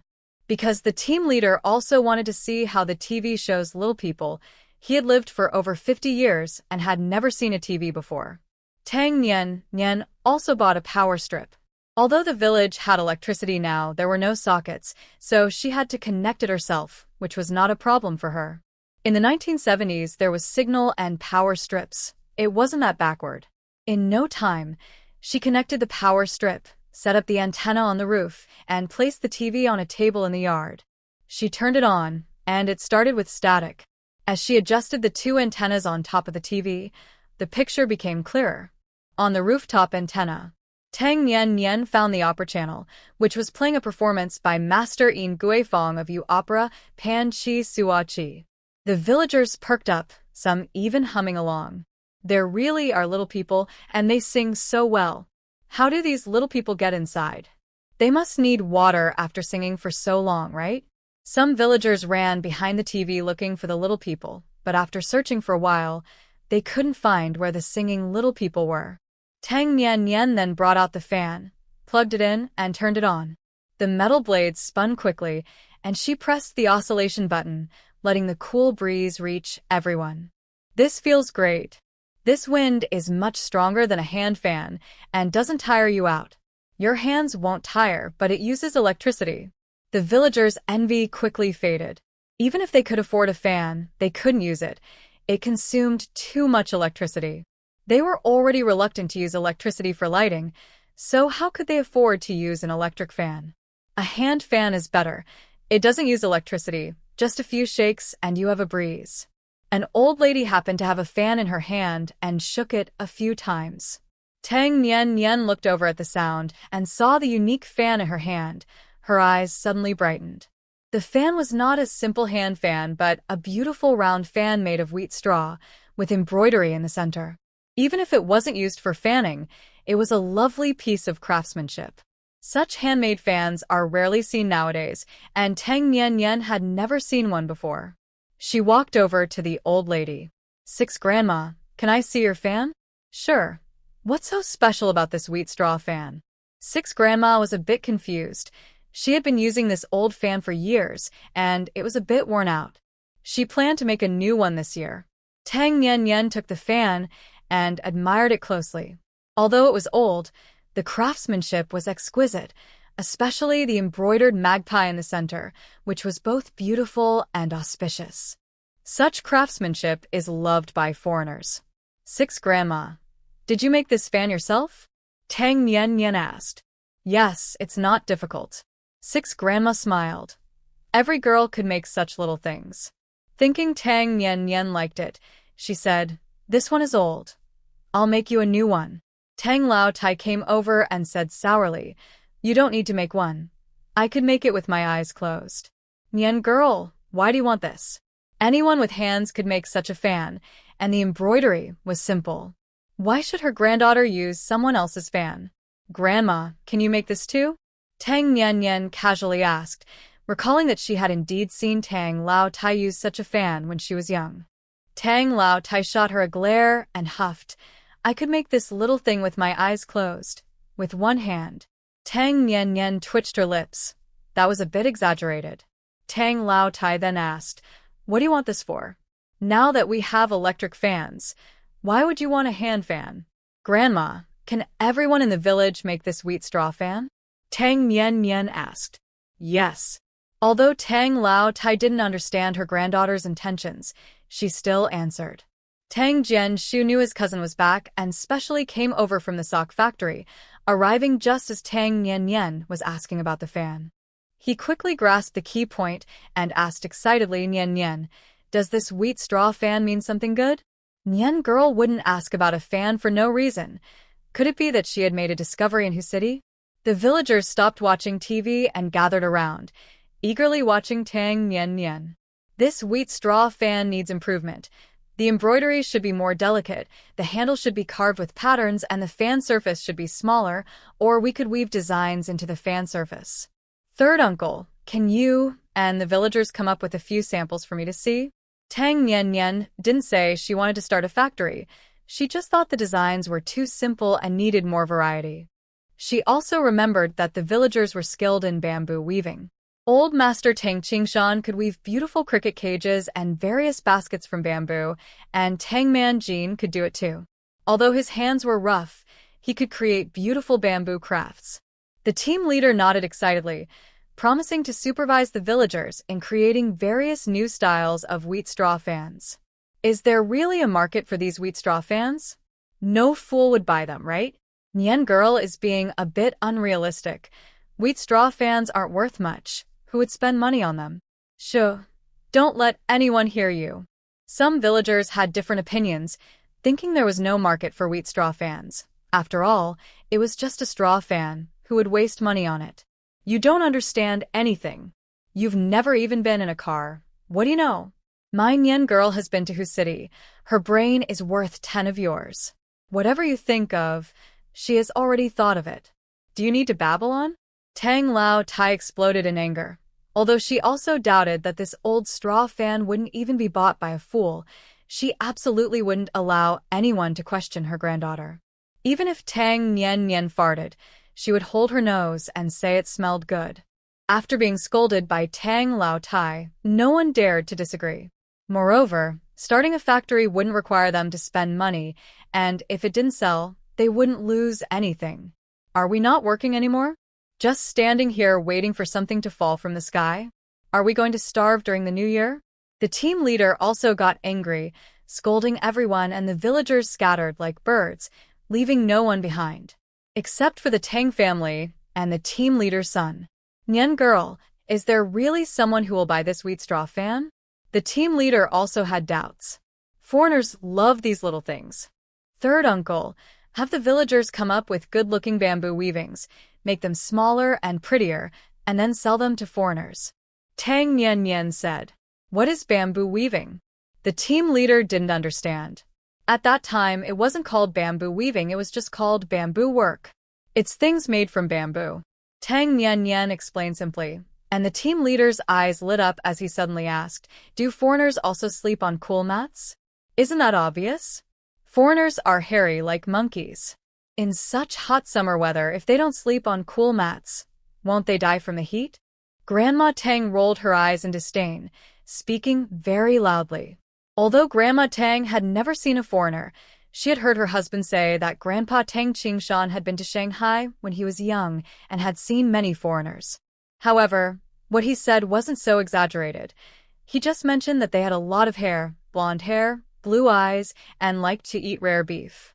Grandma Tang's understanding turned into the belief that foreigners were covered in hair, had blue eyes, loved raw meat and blood, and she was convinced her understanding was correct, influencing everyone in Tang village. After all, Grandpa Tang Qingshan was the only one in the village who had been to Shanghai and seen foreigners. So, the villagers firmly trusted Grandma Tang. Yes, Uncle Qingshan has seen foreigners, and they have more hair than 100-year-old. If they don't sleep on cool mats, they'll get heat stroke. Foreigners eat raw meat and drink blood. It's terrifying. That's just like living animals. The villagers chimed in, their imaginations running wild. Tang Nian found it both funny and frustrating. She didn't want to correct their misunderstandings and told the team leader it's not about cool mats. It's about making crafts like cricket cages, lanterns, small baskets, and small containers. They need to be delicate and beautiful because foreigners like to use them as decorations. Practical bamboo items like chairs and baskets aren't easy to sell and don't fetch high prices. Tang Nian remembered that in the future, Zhucheng developed various exquisite bamboo products, each worth hundreds to thousands, even tens of thousands, and they were very popular. Nian girl, how about this? I'll gather all the people in the village who can do bamboo weaving, and you can guide them? The team leader didn't understand. The bamboo weaving in the village was mostly for daily needs, and not many people could make those fancy items Nian girl mentioned. Uncle San, go apply to set up a craft factory as soon as possible. Tang Nian wanted to take bamboo crafts and straw fans to the autumn trade fair, and she hoped there was still time. She would fight for a spot at the trade fair. Moreover, she was confident that these crafts would appeal to foreigners and generate foreign exchange. The team leader was a bit lost. They had just talked about straw fans and cool mats, and now they were talking about setting up a factory? Wasn't that a bit fast? Tang Jianshu quickly reacted and asked Nian, do you plan to sell to foreigners? Yes. Tang Nian not that. The villagers were in an uproar. Could the things they made actually be sold to foreigners? They wouldn't even dare to dream about it. Nian girl, can we really sell to foreigners? Have foreigners come to Zhucheng? Why haven't I seen them? What do foreigners look like? Do they have yellow hair and green eyes? All hairy? The villagers were so interested in foreigners that it overshadowed their interest in television. They stopped listening to the opera and gathered around to ask questions. If a craft factory really got set up, these old folks could earn wages. Tang Nian rubbed her ears. The noise from hundreds of ducks quacking was giving her a headache. Why are you all making noise? Just listen to Nian girl. Do you think shouting will make food fall from the sky? The team leader shouted, overpowering the villagers' noise, and it instantly became quiet. Dozens of eyes eagerly looked at Tang Nian, filled with excitement, as if they were witnessing a great event. At that moment, Tang Nian held an equal status in their hearts as the great event. First, let's get the factory set up. I will guide the production and sales, but I want to own 40% of the factory. Tang Nian made her position clear. She wouldn't work for free. She wouldn't invest money in the craft factory, making it a no-cost business for her. However, as the designer responsible for sales, she deserved her 40%. That's fair. As long as the factory is set up, Nian girl will be the biggest contributor. Right? We can do this at home. My dad can do it. He won't say he's just eating idle food anymore. Nian girl, you call the shots. When can we set up the factory? The villagers didn't care about how much of the shares Tang Nian would take. They just wanted to earn wages and improve their lives. They knew very well that without Tang Nian, the craft factory would be empty. They could make things, but who would they sell to? Tang Nian had connections, experience, and knew many talented people. Her 40% share was earned through her abilities, and they couldn't envy or resent that. The team leader was already eager to go to the commune to submit an application. Uncle San, tell the commune leaders that I can get a spot at the trade fair. Tang Nian stopped the impatient team leader, who was ready to rush to the commune, and gave him a tip. Any sensible commune official would agree to set up the factory. What is the trade fair? The team leader was a bit confused. He had never heard of it. It's a fair held in Yangcheng, where foreigners come to buy things. Tang Jianshu provided a simple explanation. The fair was a local custom in Zhucheng, Every year, during the birthday of Guanyin Bodhisattva in February, towns would hold markets with everything you could imagine, making it very lively. Once the team leader understood, he excitedly rode his bike home. Tang Nian was pulled aside by Tang Jianshu, who quietly asked, "Can you really get a spot at the trade fair?" The spots at the trade fair were very limited each year, usually given to large factories, not village enterprises. Tang Jianshu wasn't confident. "When have I ever made empty promises?" Tang Nian rolled her eyes. The spots at the trade fair were indeed tight, but that didn't mean she couldn't get one. If all else fails, she could share a booth with a turbine factory. The turbine factory attended the trade fair every year, and their booth was quite large. She could squeeze into a small corner. Worst case, she could trade advanced technology for a spot. "You little girl are quite capable." Tang Jianshu chuckled, unable to resist pinching her cheek with some force, just like he used to do when he was a child. Smack! Tang Nian slapped his hand away and shot him a big eye roll. She couldn't retaliate against Grandma Tang, but she wouldn't hold back against Tang Jianshu. A red mark instantly appeared on Tang Jianshu's hand, making him wince in pain. "Are you a tiger or something?" Tang Jianshu blew on his hand. It hurt so much. Tang Nian snorted, too lazy to bother with him. She went inside to grab some dried bamboo shoots, pickled vegetables, and dried wild rabbit, handing them to the driver, Xiao Qian. Xiao Qian was, of course, full of thanks and happily returned to the city. His favorite task now was to take Master Tang back to the village, and he never returned empty-handed. Tang Nian yawned, feeling sleepy, and prepared to go back to her room to sleep. "Nian girl, can your craft factory use pearls and shells?" Xian Pearl stopped her, looking a bit shy, but she really wanted her family to become prosperous too. Tang Nian suddenly lost her sleepiness and slapped her forehead. How could she forget about her second aunt's family? Xian Jinju's family is from the Shanxia Lake Commune, which is known as the largest freshwater pearl production area in the country. It is said that the history of freshwater pearl farming in Shanxia Lake dates back to the spring and autumn period with family from the Yu Kingdom, who is famously known as the wealthy Tao Zhugong.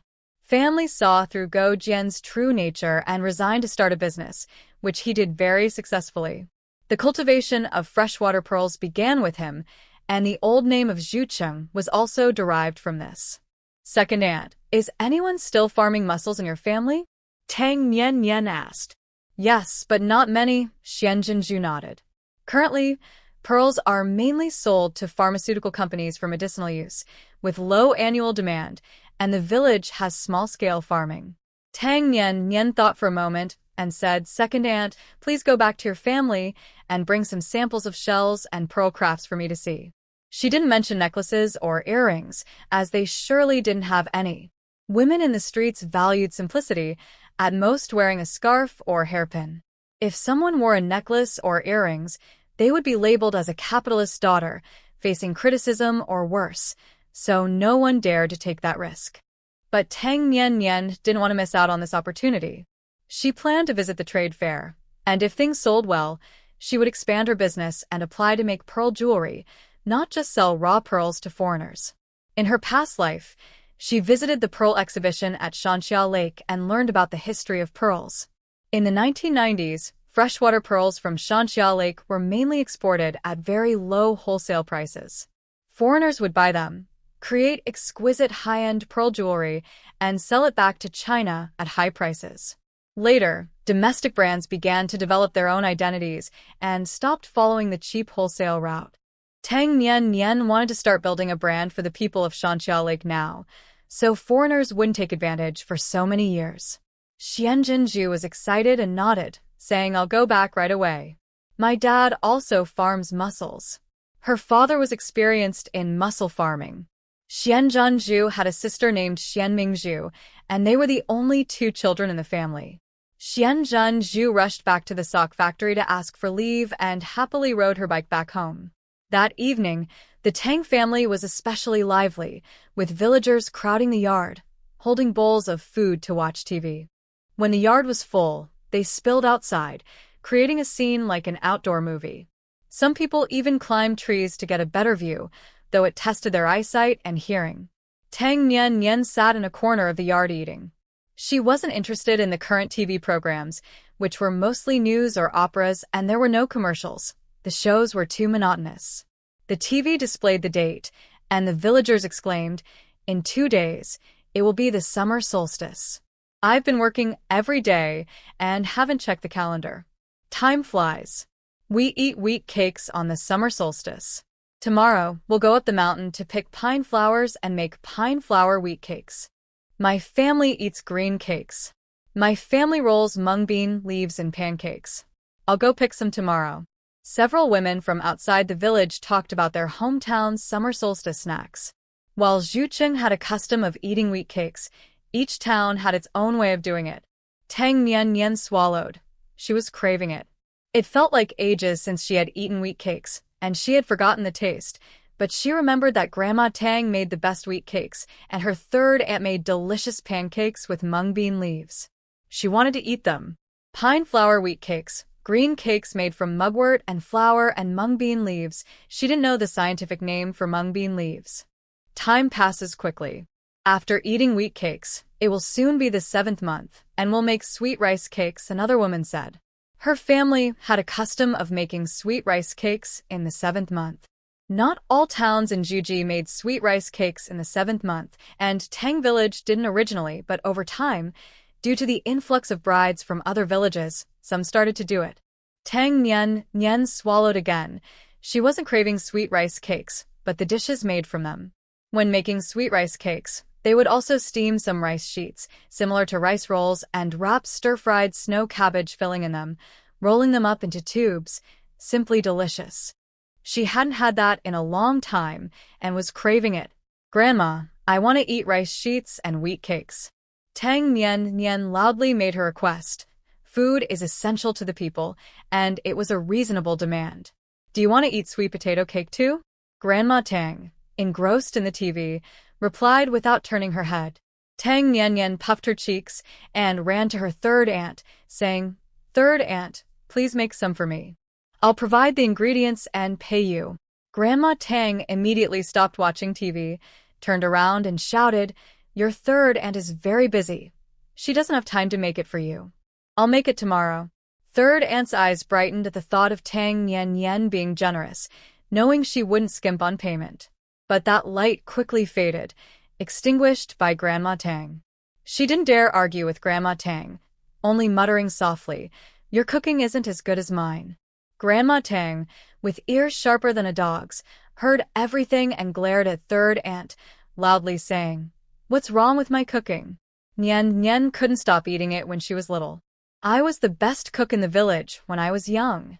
Because of the sweet potato incident, Grandma Tang still held a grudge against third aunt. Third aunt pouted, silently cursing, "You're the best at insulting people. Who can outdo you?" "Nian Nian, I can cook too. I'll make it for you tomorrow. I'll make pancakes with mung bean leaves and meat. Tomorrow, let my son go up the mountain to pick pine flowers, and I'll bring them over after I make them." The village women were very enthusiastic, wanting to make delicious food for Tang Nian Nian to leave a good impression for future factory work.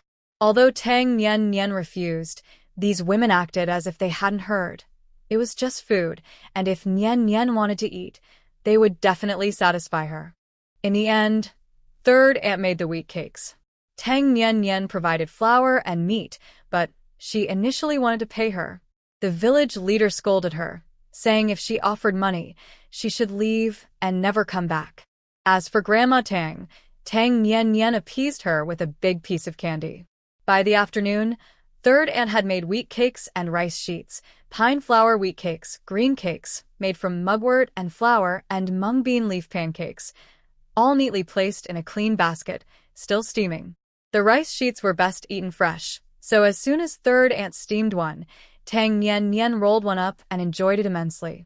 "Heat up the rest if you want to eat them later." Third aunt made a lot, filling a basket, and told Tang Nian Nian to take some home, but she only took half and left the other half for the village leader, walking away confidently. "Hey, you really are something." Third aunt chased after her, but couldn't catch up, shaking her head with a smile as she returned with half a basket of wheat cakes. Nian Nian's generosity was impressive, but she had the skills to earn well, so even if she spent a lot, she could still afford to eat and drink. In June, the weather grew hotter day by day, and the village was filled with the sounds of cicadas and frogs, chirping both day and night. Tang Nian's newly bought fan proved to be very useful. Old Lady Tang had initially insisted she didn't need it, but after experiencing the cool breeze from the electric fan, she stopped complaining about the electricity bill.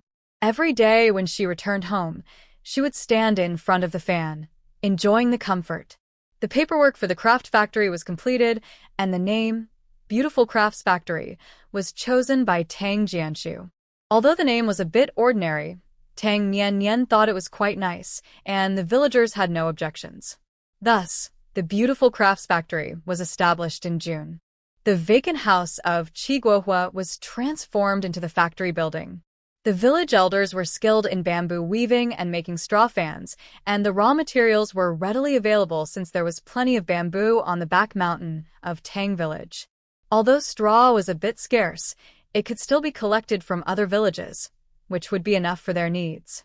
If the trade fair went well, the village leader planned to encourage more wheat planting in the village. Xianzhenju brought shells and pearl crafts from her family, which were also quite good. Tang Nian took the village leader and his son, along with the commune leaders, to the Shanxia Lake Commune to discuss cooperation. Actually, the Shanxia Lake Commune wanted to set up their own factory and were initially reluctant to collaborate with Tang Village.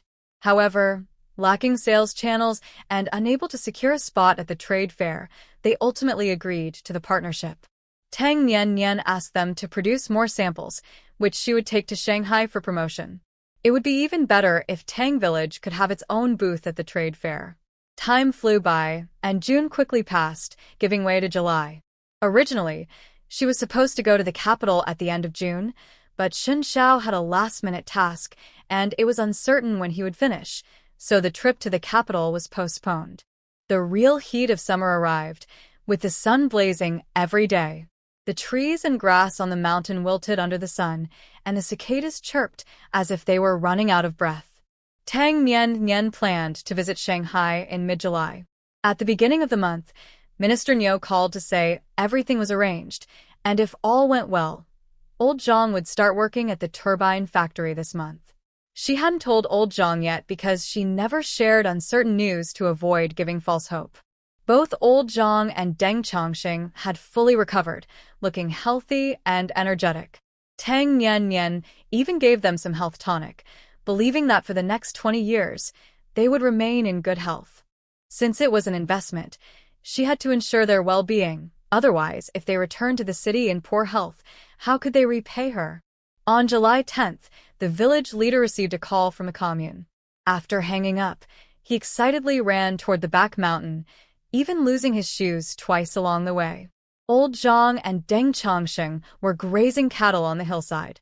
The two cows in the village were leisurely eating grass, their coats shiny and their bellies round, well taken care of. With the busy harvest season approaching, the cows needed to be well fed to handle the work ahead. "Comrade Zhang, I have good news," the village leader called out joyfully from a distance. Old Zhang and Deng Changxing were a bit confused. Was something good really happening? The commune called to say Comrade Zhang should pack up. "Someone will come from Shanghai tomorrow to take you back." "Comrade Zhang, you've made it." The village leader ran up, excited to share the good news. Old Zhang was stunned, feeling as if his ears, mind, and eyes were disconnected. He could see the village leader's joyful expression and hear his voice, but the words floated away, and he couldn't comprehend their meaning. Deng Changxing reacted quickly, joyfully exclaiming, "Old Zhang, take off your hat, ha ha ha." Old Zhang came back to his senses, tears in his eyes. He wanted to say something, but his throat felt blocked, and he couldn't utter a word, only shedding tears. The village leader was also moved to tears. He had learned about Old Zhang's situation from Nian. He was a remarkable scientist who had given up a comfortable life abroad to return and help build the country, only to be harmed by petty people. Oh. "Comrade Zhang, this is a great event. You should be happy. Comrade Deng should be next." The village leader knew about Deng Chongqing's situation as well. He was a hero who had fought against the Japanese and had also been wronged.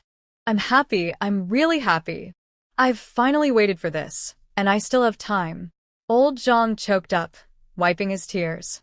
He was genuinely happy that he still had a chance to serve his country. Come to my house for a drink tonight. Someone will come tomorrow, and after that, who knows if we'll see each other again. I haven't taken good care of you these past 2 years, so I'll make it up to you tonight. The village leader felt a bit guilty.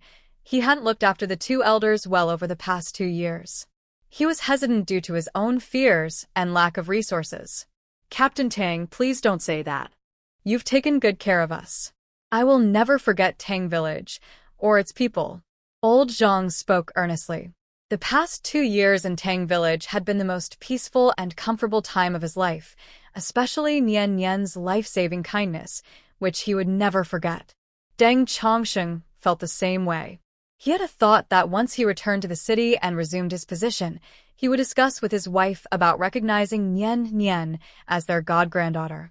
The village leader felt completely reassured. His earlier comments had been a bit of a test, as he was genuinely worried about whether the elders held any resentment for not being cared for properly. Now, he felt relieved. That evening, Tang Nian Nian also went to the village leader's house for dinner, bringing a lot of meat. Aunt San prepared a large feast, and both Old Zhang and Deng Chongqing drank some wine, feeling a little tipsy. After dinner, Tang Nian Nian walked them back to the cattle shed and mentioned the turbine factory. The turbine factory? I'm not familiar with that. Old Zhang was startled, sobering up from the wine, nearly stumbling. Tang Nian Nian quickly supported him. Nian Nian, maybe I should just stay here and graze cattle. Old Zhang suddenly didn't want to return to the city. The turbine factory wasn't his main field.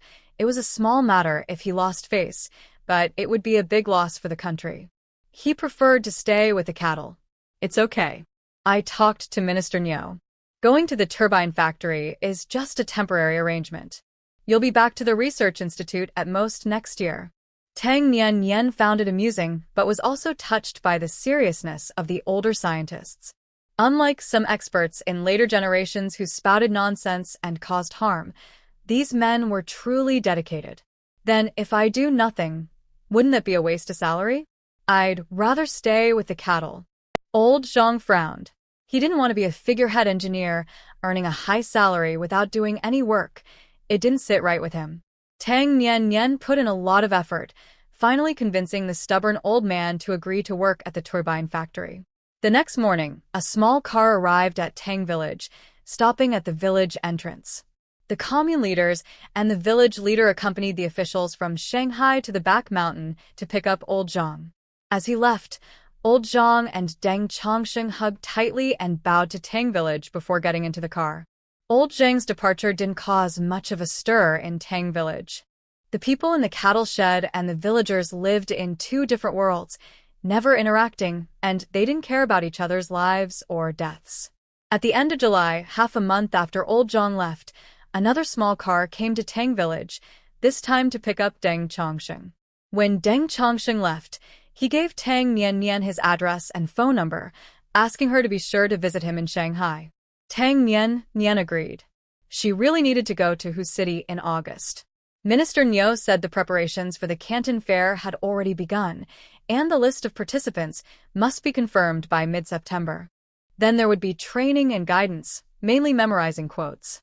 In the 1960s and 70s, anyone attending the Canton Fair, whether a seller or a buyer, had to undergo at least a week of ideological training, memorizing quotes every day. When entering the fair, they had to recite a quote. If they couldn't, they might lose their eligibility to attend. Before she knew it, it was early August, and the temperature was rising. Tang Nian Nian really didn't want to go outside. The heat was unbearable. She just wanted to stay indoors, enjoy the wild fruits brought back by Jiujin, and relax. In August, the mountains had plenty of wild fruits, with the best being the black rice fruit and the prickly pear. Jiujin would bring back a bag every day to share with his second sister and earn a little pocket money. Jiujin and Tang Nian Nian were both happy with the wild fruits and the pocket money. Second sister, do you want to eat this? That noon, besides the black rice fruit and milk, Jiujin also brought back other wild fruits, blue fruit and a beautiful orange-red fruit covered in fuzz. Tang Nian popped a blue fruit into her mouth and then picked up a fuzzy orange-red fruit. She remembered it was called Jiningzi, a type of medicinal herb. The fruit was very sweet but not very pleasant to eat. It was usually used for making wine. Jiningzi, wild hawthorn, and guizao, which is called mugo lu in local dialect. Jiujin also picked some wild grapes, wild hawthorn, and guizao, all snacks for kids. Tang Nian had a little of each, but her favorites were still the black rice fruit and prickly pear. Third sister, here, eat this. Jiujin grabbed a handful of black rice fruit and stuffed it into the mouth of Tang Lujin, who had just come home. Tang Lujin returned home for summer vacation and kept busy, going to the sock factory every day to package socks. The factory was busy now, especially with Tang Mantong, a skilled salesperson, requiring everyone to work night shifts. Moreover, Tang Nian had added 20 more sock machines, increasing job opportunities. Many elderly women would help package socks, earning 3 to 4 dimes a day. Packaging socks was easy work, and they could gossip while doing it. The village aunties loved this job. They didn't have to go to the factory, just took a bag of socks home, sat in the yard to cool off, and chatted while working. It was a great way to earn money and help with childcare. Tang Lujin didn't bring anything home. She worked at the factory and was quick, earning 7 to 8 dimes a day, so she didn't have to worry about tuition or study materials. I'm going to cook. After finishing the wild fruit in her mouth, Tang Lujin wiped her mouth and prepared to make lunch. Second sister, what do you want for lunch? Tang Lujin always asked for Tang Nian's opinion before cooking, much more considerate than old lady Tang. Steamed fish, steamed snails, and some steamed potatoes? Tang Nian zonder ladili. In this heat, lying down made her sleepy. Okay, I'll steam some edamame too. Tang Lujin nodded obediently and went to the vegetable garden to pick edamame. After picking the edamame, she also scooped out a bowl of snails from the bucket, moving slowly and steadily. 6 Jean, you're so virtuous, Tang Nian suddenly remarked, thinking how much of a good wife and mother 6 Jean was, managing both the kitchen and the living room. She wondered which man would benefit from her in the future. Second sister, what are you talking about?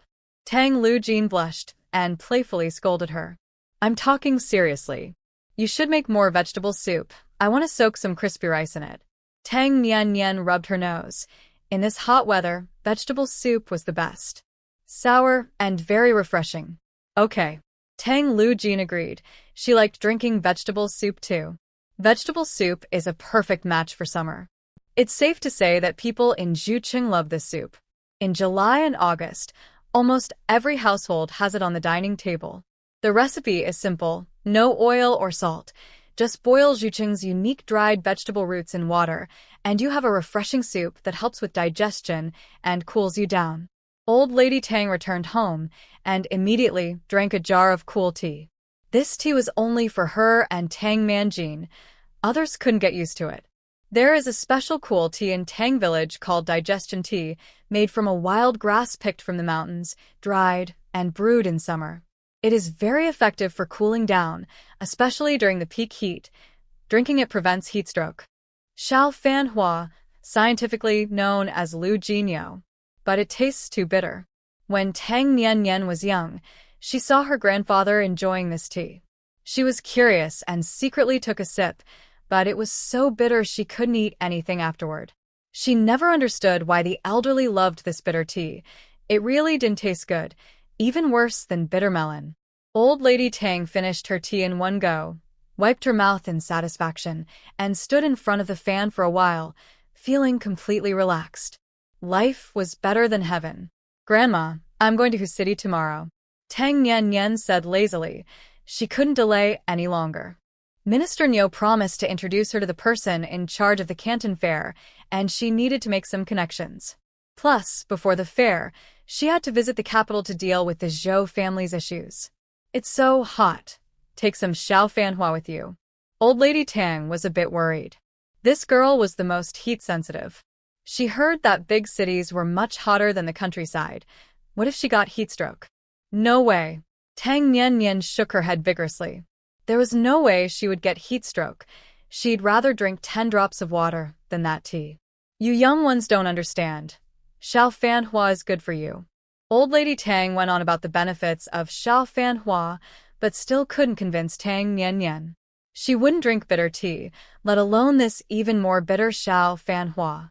The next morning, Tang Nian got up early, ate a bit of soaked rice, and rode her bike out.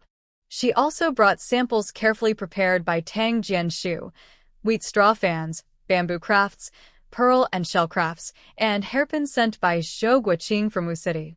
These were made based on the samples Tang Nian provided, shiny and eye-catching. Once these hairpins were made, Zhou Guoqing contacted domestic department stores, and they sold very well. Even if she couldn't secure orders at the Canton Fair, domestic sales were not a concern. But Tang Nian still wanted to earn foreign currency. Making money from foreigners was more interesting. The train ticket was bought with the help of the factory manager. Tang Nian went directly to the train station to board. She arrived in Hu City in the afternoon, and someone sent by Minister Niu came to pick her up, which was very convenient. Minister Niu also arranged her accommodation at the guest house of the turbine factory. That evening, Minister Niu hosted a welcome dinner for her in the cafeteria, accompanied by Zhang Xueqing and an unfamiliar middle-aged man. Nian girl. Zhang Xueqing was very happy. He looked much better now than in Tang Village, dressed neatly and cleanly. When he was in Tang Village, he dealt with Niu every day and couldn't stay clean. Tang Nian hugged him briefly. Little Tang, this is Director Xie. Minister Niu introduced the unfamiliar middle-aged man without mentioning his unit, but Tang Nian understood immediately. He must be a cadre responsible for the Canton Fair. Director Xie, around 40 years old, looked refined and scholarly, but his demeanor revealed a soldier's toughness, clearly indicating he, like Minister Niu, came from a military background. He extended his hand and smiled. I've long heard of Comrade Tang's great reputation. It's nice to finally meet you today. Hello, Director Xie. Tang Nian shook his hand and felt the thick calluses in his palm, which made her understand him better. Old Niu talks about you every day. My ears are getting calluses from hearing about you. After sitting down, Director Xie joked, which was a bit exaggerated but also true. He and Minister Niu were comrades and had a deep friendship. After leaving the military, he went to work in the government, while Minister Niu went to a turbine factory. However, they often got together to drink and discuss current events. Recently, Minister Niu often praised Tang Nian, making her sound extraordinary. Director Xie became increasingly curious about this young girl and wanted to see how impressive she really was. Tang Nian smiled and remained calm, not feeling embarrassed at all. Director Xie was even more curious. This girl was young but had the demeanor of a leader. The lunch was quite lavish, with fish, shrimp, and crab. Minister Niu laughed and said, "There's a saying in Shanghai, when the autumn wind blows, the crabs itch." Although it's not autumn yet, the hairy crabs are still delicious. Here, there were exactly 4 large hairy crabs on the plate, each big enough for one person. Minister Niu served them onto plates, and everyone began to crack open the crabs. Tang Nian didn't move. She loved crab meat and roe in all kinds of dishes, but disliked cracking crabs herself. It was too much trouble. She was lazy. Why isn't Xiao Tang eating? Minister Niu asked with concern. I don't really like it. Tang Nian smiled and put the crab back on the main plate.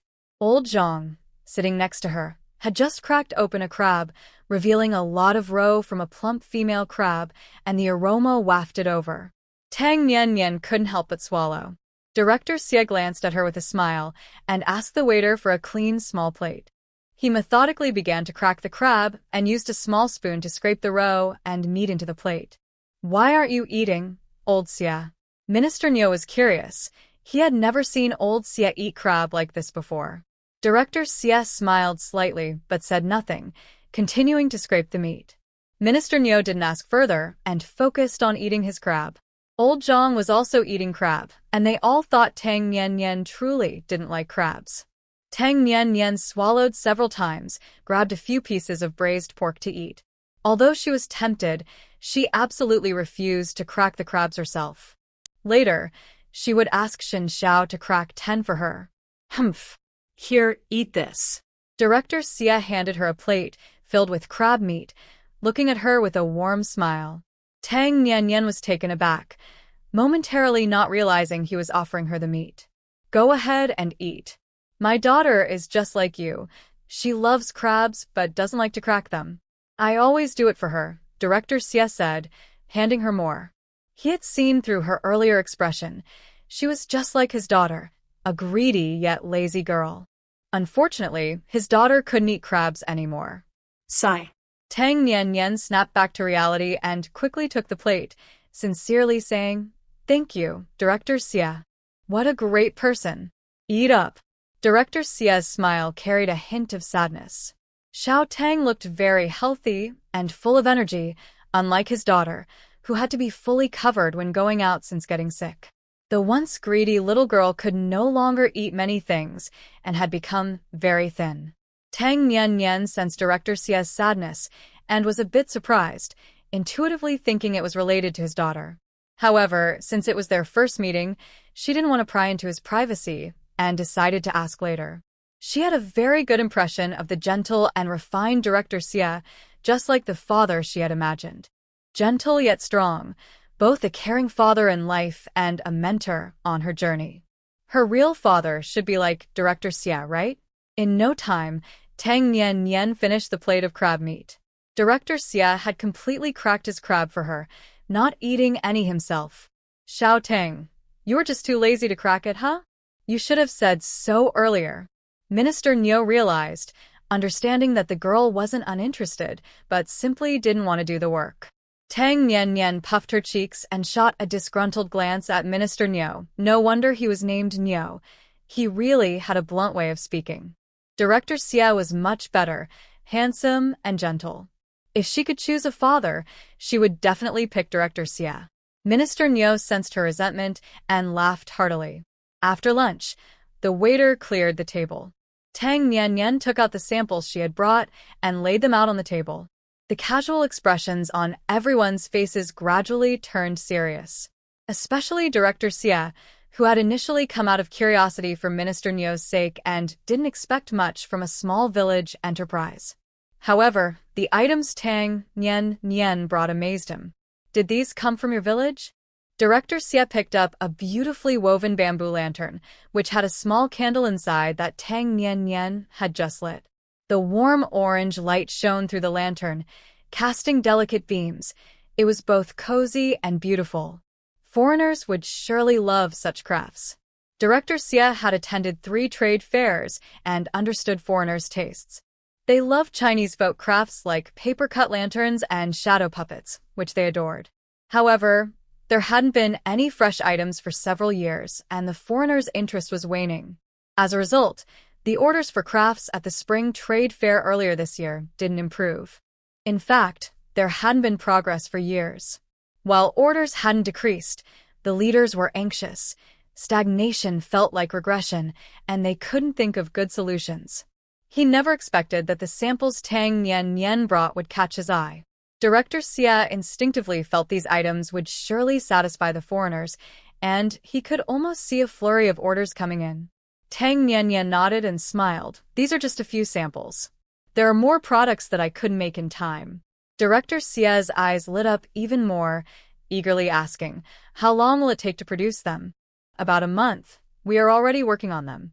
Tang Nian provided a timeline, not surprised by Director Xia's reaction.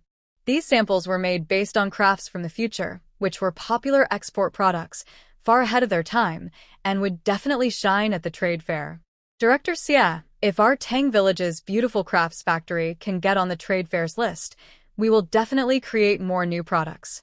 I can even make a military order to guarantee at least $200,000 in orders.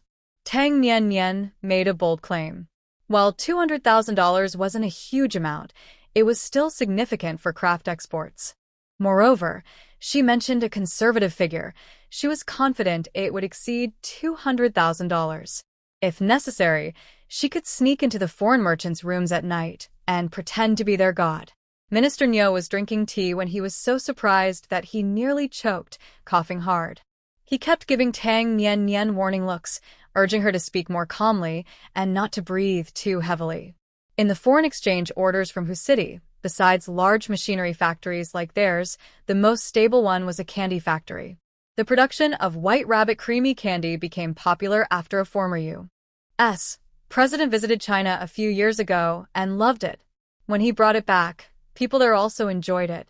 Now, every time they host foreign guests, they serve White Rabbit candy, making it especially popular overseas. Each year, overseas orders flood in, and they consistently exceed their foreign exchange targets without any worries about meeting them.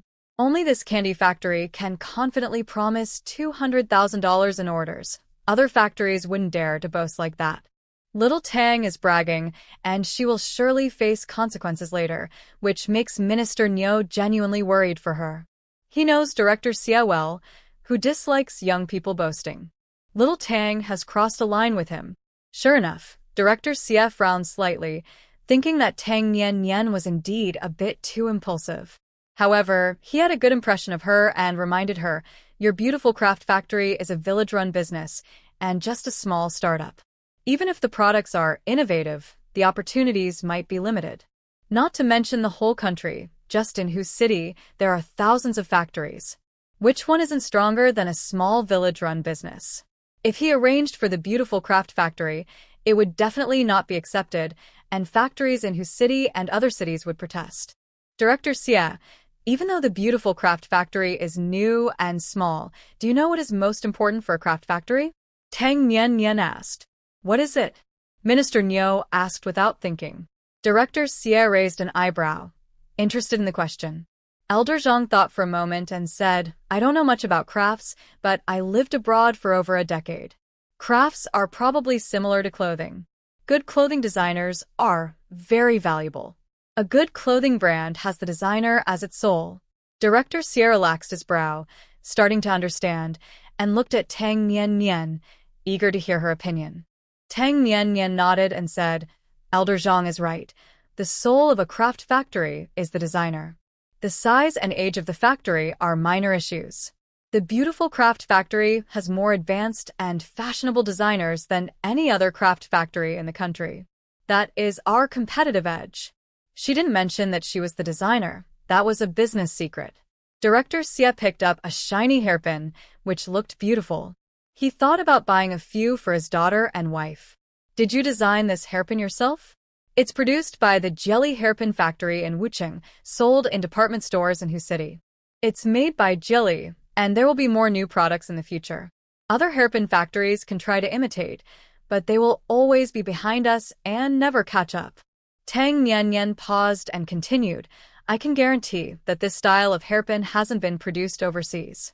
As long as it appears at the Canton Fair, we will definitely secure many orders.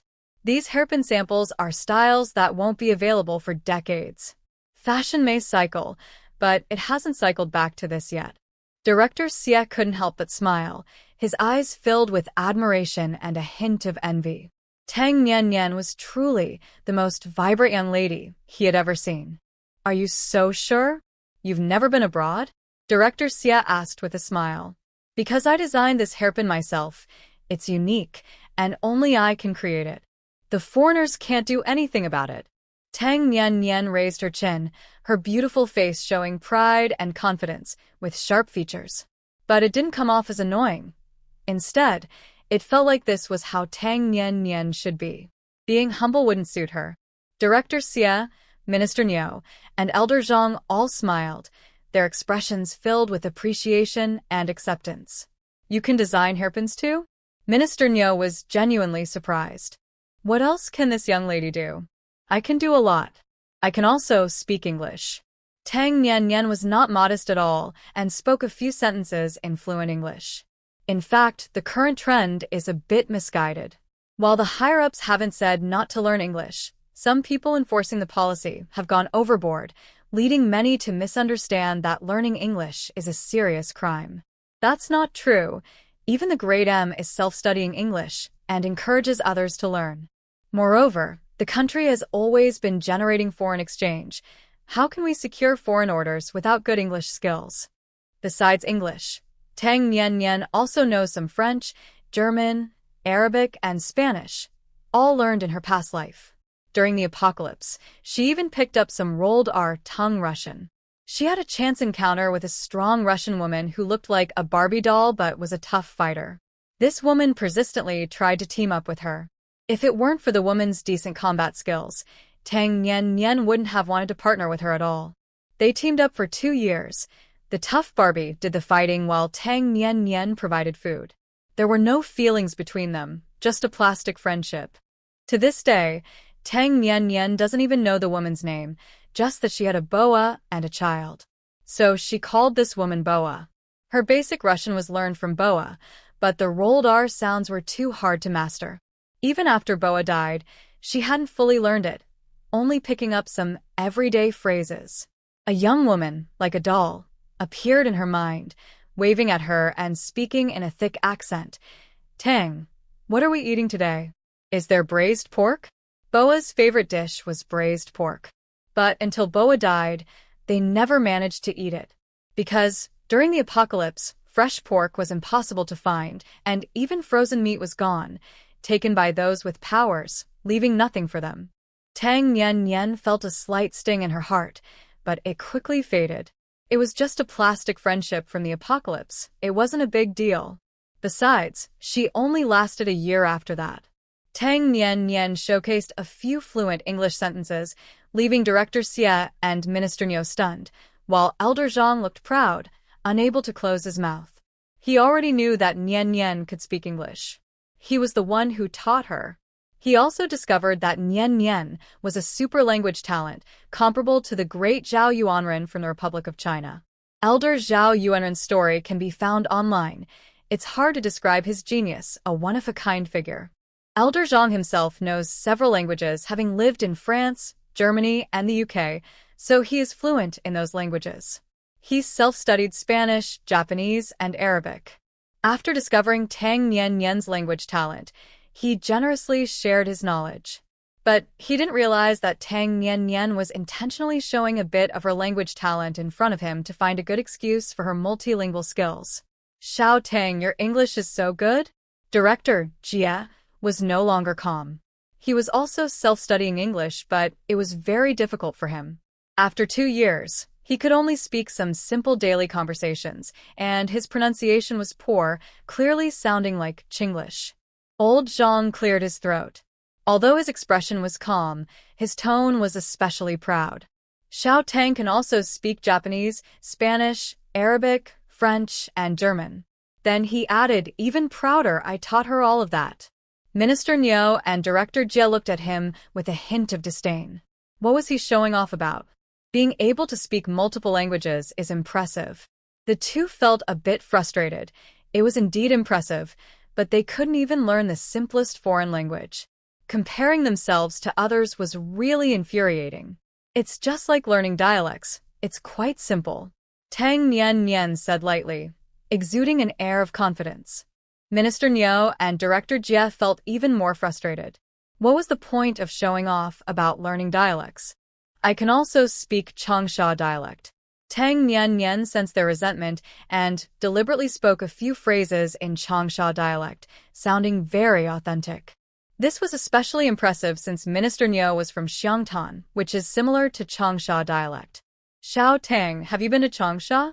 Minister Niu was almost in awe. She was a language genius. "I haven't been there. I had a classmate from Changsha and learned a few phrases from her." This time, Tang Nian was not making things up. She really did have a classmate from Changsha in high school. But she had learned the Changsha dialect in her previous life. She then turned to Director Jia and cheerfully spoke a few sentences in Cantonese. As a top student in her past life, she definitely had to learn Cantonese, especially since she often traveled to Hong Kong for work. Director Jia's Mandarin was not very standard. You could easily hear his Cantonese accent. "I have a classmate from Guangdong and learned a few phrases from her." Tan Nian et lai lai ti. This Guangdong classmate was not made up. She really existed and could withstand investigation. Now, even old Zhang was no longer calm. 3 pairs of eyes were staring at her in amazement. It was like looking at a rare treasure. Xiao Teng, why don't you go to the Canton Fair as a translator? I can make that decision. Director Jie said excitedly. Translators for the Canton Fair were in high demand, especially for less common languages. They could never find suitable candidates each year, and Tang Nian was perfect for the job. I can be a translator, but I also want a spot at the Canton Fair. I promise I can bring in the foreign money. Tang Nian didn't refuse. She definitely wanted to attend the Canton Fair to meet her biological parents. But she also needed a spot.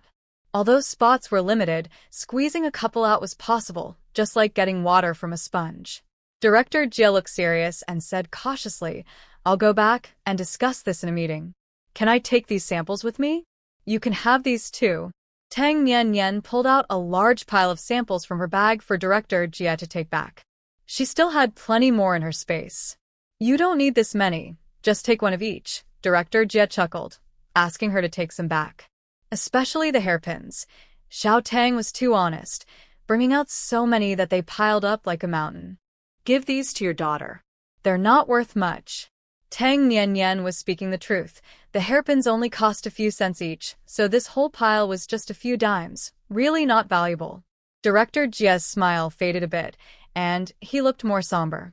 He forced a smile and said, She can't wear these. Thank you. Tang Nian was taken aback. Can't she wear hairpins? Could Director Jie's daughter be unwell? Looking at Director Jie, it seemed like she had a serious illness. Could it be a terminal disease? Tang Nian didn't dare to ask more and took back half of the hairpins. Director Jie didn't stay long either. He hurriedly left with the samples, saying he would get back to her within 3 days. Uncle Niu, is Director Jie's daughter not in good health? Tang Nian asked curiously. Minister Niu sighed heavily and nodded. Xiaoli was originally very healthy, even a key player on the school volleyball team. But 2 years ago, something happened. After dinner, she fainted, and the hospital said it was an egg allergy. But Xiaoli used to eat eggs every day, without any issues. The doctor said it was an immunity problem. Now her immunity is getting worse, and she can't eat many things. She can't even go outside because she is allergic to the air, and she can't wear clothes bought from outside. Everything has to be done carefully. Every allergic reaction could be life-threatening. Sigh. Minister Niu was genuinely upset for his niece. The once vibrant girl, tall and strong in volleyball, had become lifeless. Last year, Xiaoli even attempted suicide, leaving a note saying she didn't want to burden her parents anymore and felt too tired to live. Fortunately, Director Jie's wife found her in time and saved her. Sigh. Minister Niu sighed again. How could such a healthy person get such a strange illness? Allergic to the air. I've never seen anything like it. Air allergies do exist, as well as allergies to water and sunlight, tears, rice, and flour. There are many allergens. I have a classmate who is a medical professor, and he has told me about these cases. Old Zhang was not surprised. He had seen such things abroad. Generally speaking, allergies in foreigners are often stranger than those in Asians. His classmate said it was because foreigners' evolution was not complete, leading to so many allergens. However, Director Jie's daughter's allergies are indeed very strange. She must have an issue with her immune system. Can't we find a good traditional Chinese doctor to help her? Old Zhang suggested. We've tried, but the results weren't great. Minister Niu smiled bitterly. Many good traditional doctors have either been sent away or have passed away over the years, leaving very few in the city. Old Zhang understood and smiled wryly as well. It was truly a crazy era. He was lucky to have survived. Old Zhang couldn't help but look at Tang Nian. Thank goodness for her, otherwise, he might have really died in Tang Village. Uncle Niu, does Director Jie have the authority to decide on the Canton Fair spots? Tang Nian asked. Why do you ask? Even if old Jie has the authority, he can't make decisions alone. Minister Niu didn't say it directly, but Tang Nian understood and felt hopeful. As long as there was authority, She could make a deal with Director Jia. A deal that would benefit both parties without harm. Xiao Ting, even if you can't get a spot at the Canton Fair, I can arrange a position for you. Don't worry. Minister Niu comforted her. The turbine factory participates in the Canton Fair every spring and autumn, so he did have some authority. Thank you, Uncle Niu. Tang Nian expressed her gratitude, but she still wanted her own exhibition spot. And she was confident she could get it. She just didn't know if her biological parents in Hong Kong had received the message from Du Yiluan. Calculating the days, Du Yiluan had been gone from Shanghai for more than half a month. He should have arrived in Hong Kong by now, right? In a villa on the hills of Hong Kong. Tang Jinglin put on a suit, tied his tie, and styled his hair in front of the mirror, getting ready to go downstairs for breakfast. He had an important meeting with a big client and couldn't be late. Shilian, do you have a headache again? Tang Jinglin noticed his wife pressing her temples and walked over to the bed to give her a massage. Mu Shilian was still in bed, wearing her pajamas and looking at a photo album. She took good care of herself. In her 40s, she looked like she was in her 30s. However, her complexion wasn't great. 17 years ago, when she crossed the sea, she was still in her postpartum period and caught a cold, which left her with migraines. The album was filled with pictures of a small baby, looking like a newborn, at most a month old, a soft little bundle dressed in silk clothes, clearly from a wealthy family. Tang Jinglin sighed, knowing his wife was missing their little daughter. Next month is Nian's birthday. It's been 17 years, Jinglin. I wonder what Nian looks like now? Mu Shilian murmured, tears welling in her eyes. When they separated from their daughter, she was so small, like a piece of his wife's heart was taken away. For these 17 years, Mu Shilian had missed her daughter every moment, even dreaming of her. But in her dreams, her daughter still looked like a child. Sometimes she would appear older, but her face was always blurry, making it hard to see what she looked like. Jinglin, I dreamed of Nian yesterday. She grew up, but I still couldn't see her face, and she didn't call me. She must be angry with me. Mu Shilian cried. She missed her daughter so much it was driving her crazy. She wouldn't blame you. If anyone should be blamed, it's me for sending Nian away. Tang Jinglin held his wife close, gently comforting her, tears in his own eyes. He missed their daughter too, but as the head of the family, he couldn't show his softness. Only in the quiet of the night would he look at their daughter's photos and cry in his study. You shouldn't blame yourself. Given the situation back then, sending Nian away was the only option. It's just unfortunate timing. I only hope that in our lifetime, we can reunite as a family and hear Nian call me mom and you dad. That day will come. I've heard that things have loosened up in the mainland, so it should be soon. Really? I'm afraid it will be another disappointment. It won't be. This time it's real. The mainland needs to develop its economy, and there will definitely be communication between both sides. Our family will reunite. The couple comforted each other. They had been doing this for 17 years. I'm trying to get a spot at the Canton Fair. Even though it's held in Guangzhou, there will be companies from Shanghai and Zhejiang attending. Maybe I'll run into someone I know and can ask about Tang Village. Tang Jinglin had thought of a plan. He had applied for the Canton Fair before, but was rejected every year. He hoped this year would be different. Mu Shilian nodded, feeling a bit better. Dad, Mom, there's a Mr. Du Yiluan here from Shanghai with an important message for you. Tang Jinglin's eldest son, Tang Chongchuan, knocked and entered. He was 22, tall and resembling his father, with a steady personality. He had already graduated from university and was working. Du Yiluan from Shanghai? That name sounds unfamiliar. Tang Jinglin frowned, not eager to meet him. Many people in Hong Kong knew his daughter was left in the mainland and that he was trying to find news about her. So, many who came from the mainland would approach him under this pretense. He used to meet them with hope, only to be disappointed. These people didn't have any real news about Nian. They just wanted to take advantage of him. Tang Jinglin thought Du Yiluan was one of those people. He didn't care about money. He just didn't want to be disappointed again. It hurt more than a knife in his heart. Please ask him to wait a moment. I'll be right down. Tang Jinglin decided to meet him anyway. What if he really had news about their daughter? He would rather endure countless disappointments than miss any news about her. Tang Chongquan went downstairs, and Du Yiluan sat in the living room, sitting straight with his hands on his knees, looking a bit nervous. He had just arrived in Hong Kong yesterday, thanks to a man named Ma San introduced by Xin Xiao. Although Ma San charged him a lot, he had a safe journey. On the way, he even saw some people being caught by the water police. He also witnessed another boat trying to escape the police, throwing its passengers into the sea to save itself.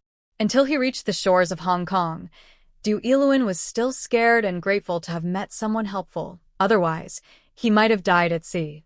He had already found his uncle in Hong Kong and learned that his uncle had never stopped sending money. He suspected it had been intercepted, likely to force him into a corner. Du Yiluan settled at his uncle's house and had the best sleep he had in years. As soon as dawn broke, he rushed to the Tang family. Miss Tang had saved his life, and he had to deliver the message to Tang Jinglin and his wife personally, without any mistakes. Tang Chongquan chatted with Du Yiluan for a bit, and the atmosphere was a bit awkward until Tang Jinglin came downstairs, followed by Mu Shulian, who looked beautiful in a dark green qipao with light makeup. Du Yiluan looked up and immediately exclaimed, "You too, mother and daughter."